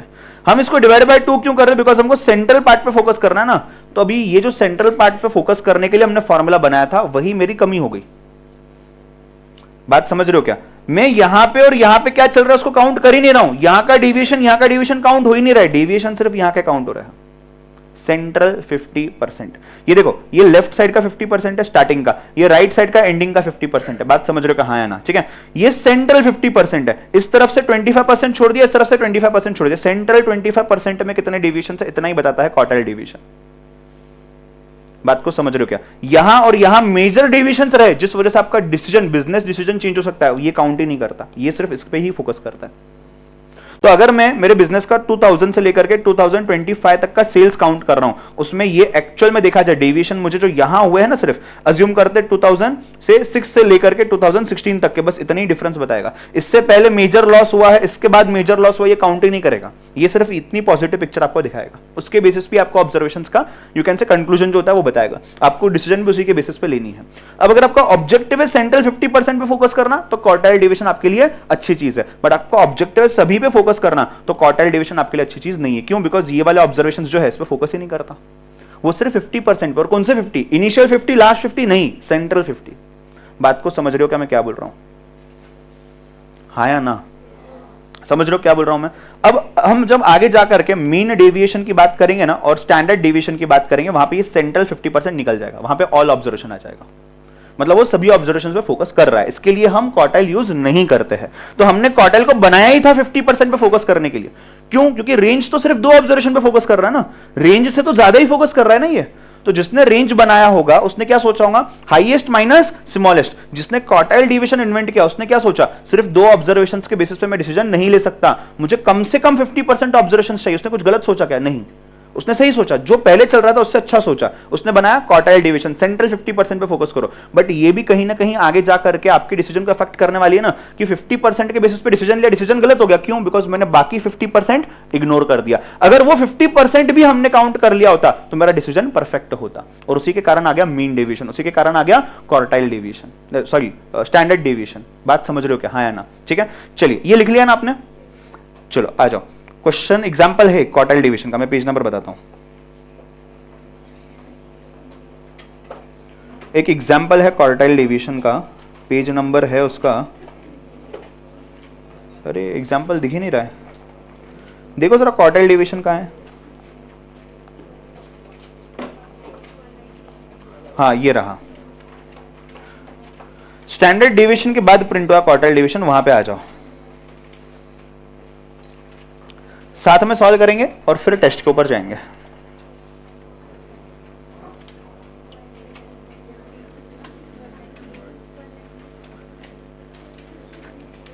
कौन सा पेज है? 190, पेज नंबर 190 पे आ जाइए। देखिए क्या दिया हुआ है, marks of 10 students are given, ये 10 स्टूडेंट्स के मार्क्स है। क्या करना है? क्वार्टाइल डिवीजन निकालना है, और उसके बाद क्वार्टाइल डिवीजन का कोएफिशिएंट भी निकालना है। क्वार्टाइल डिवीजन निकालने से पहले क्या निकालना पड़ेगा? क्वार्टाइल, कौन सा? फर्स्ट और थर्ड। सेकंड निकालने की जरूरत है क्या? नहीं। अब क्वार्टाइल निकालने के लिए क्या करना पड़ेगा? इसको असेंडिंग ऑर्डर में अरेंज करना पड़ेगा, भूलना मत। सेंट्रल टेंडेंसी का हर एक चीज याद रखो, ठीक है। चलिए अरेंज करते हैं असेंडिंग ऑर्डर में। बताइए कितना पहले? 35 के बाद 46, उसके बाद 48, उसके बाद 50, उसके बाद 55 है क्या? चेक करो। 56 है क्या? 60 है क्या? 65 है क्या? 75 है क्या? रुको, 75 के बाद 82, उसके बाद बस इतना ही है ना। टोटल कितने हो गए? कैपिटल एन इक्वल टू 10 बोल सकता हूं क्या मैं? क्या फाइंड आउट करना पड़ेगा? Q1 कैसे फाइंड आउट करते हैं? डिस्क्रीट है, n+1 इंटू 1/4 वैल्यू, ठीक है। Q3 कैसे फाइंड आउट करेंगे? n+1 into 3/4 value. n कितना है? 10+1 11 इंटू 1/4 कितना आ रहा है?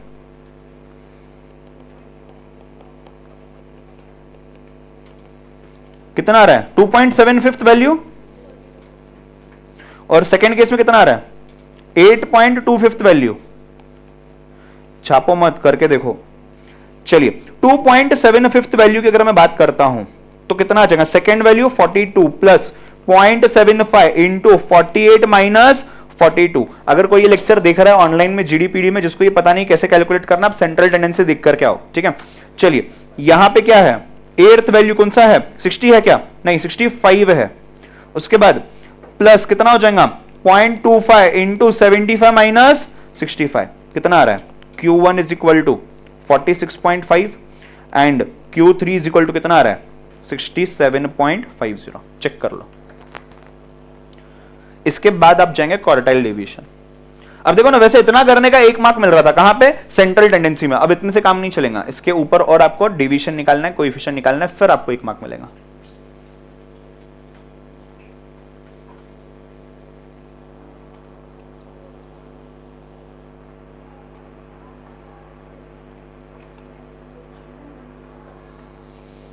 चलिए डन है, यस।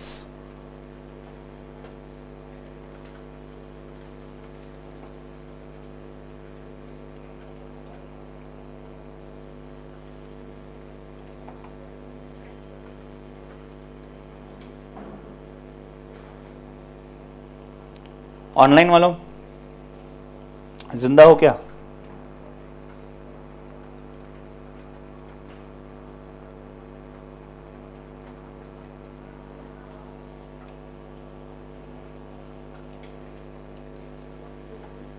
पॉइंट 18.42 और क्वार्टाइल डेविएशन, अरे वो तो पहले निकालना चाहिए ना। सब काम जीवन में तुम उल्टे करो।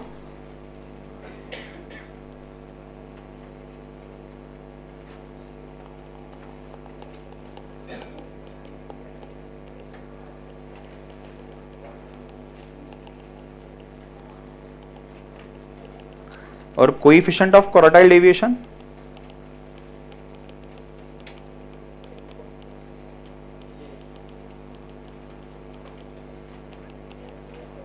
चेक कर लो।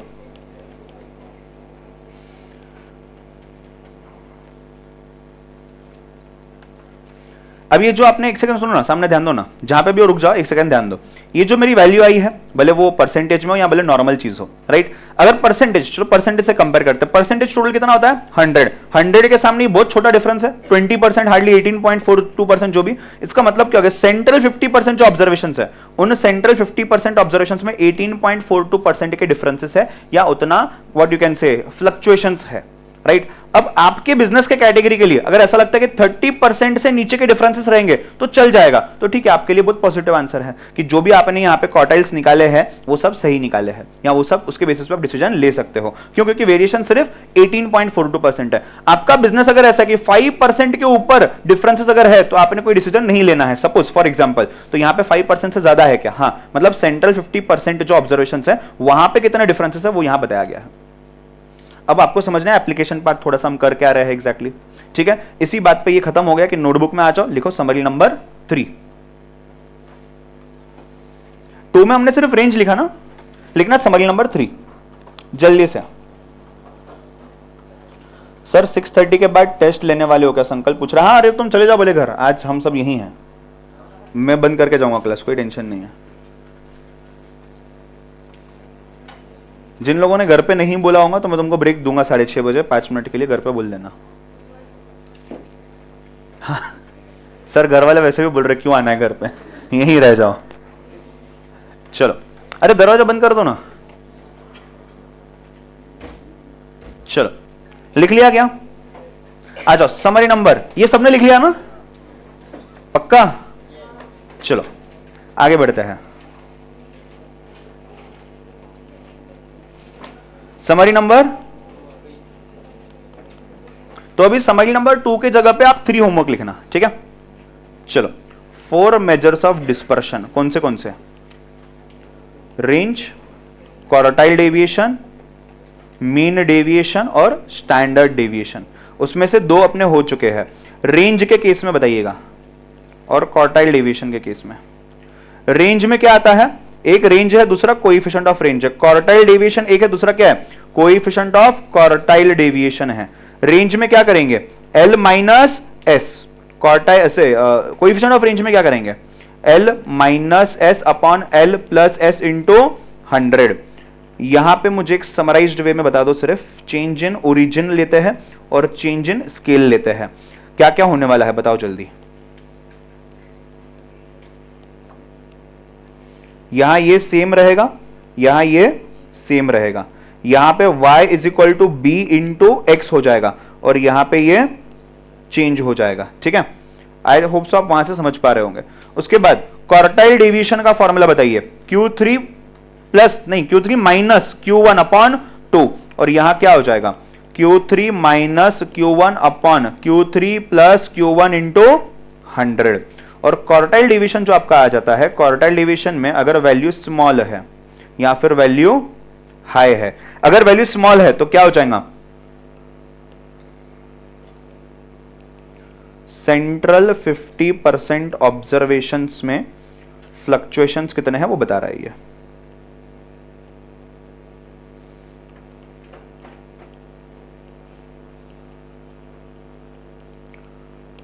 और यहां मैं उल्टा लिखता हूं, यहां पे इसका मतलब स्मॉल नहीं लेस यूनिफॉर्मिटी है।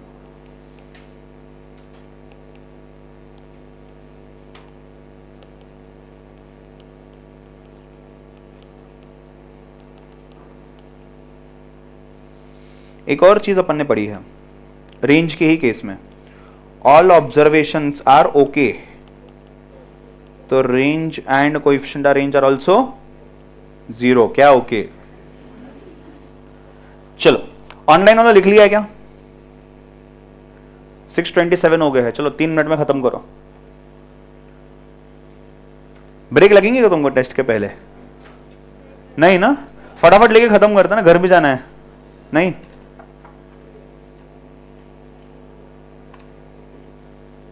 चलो डन।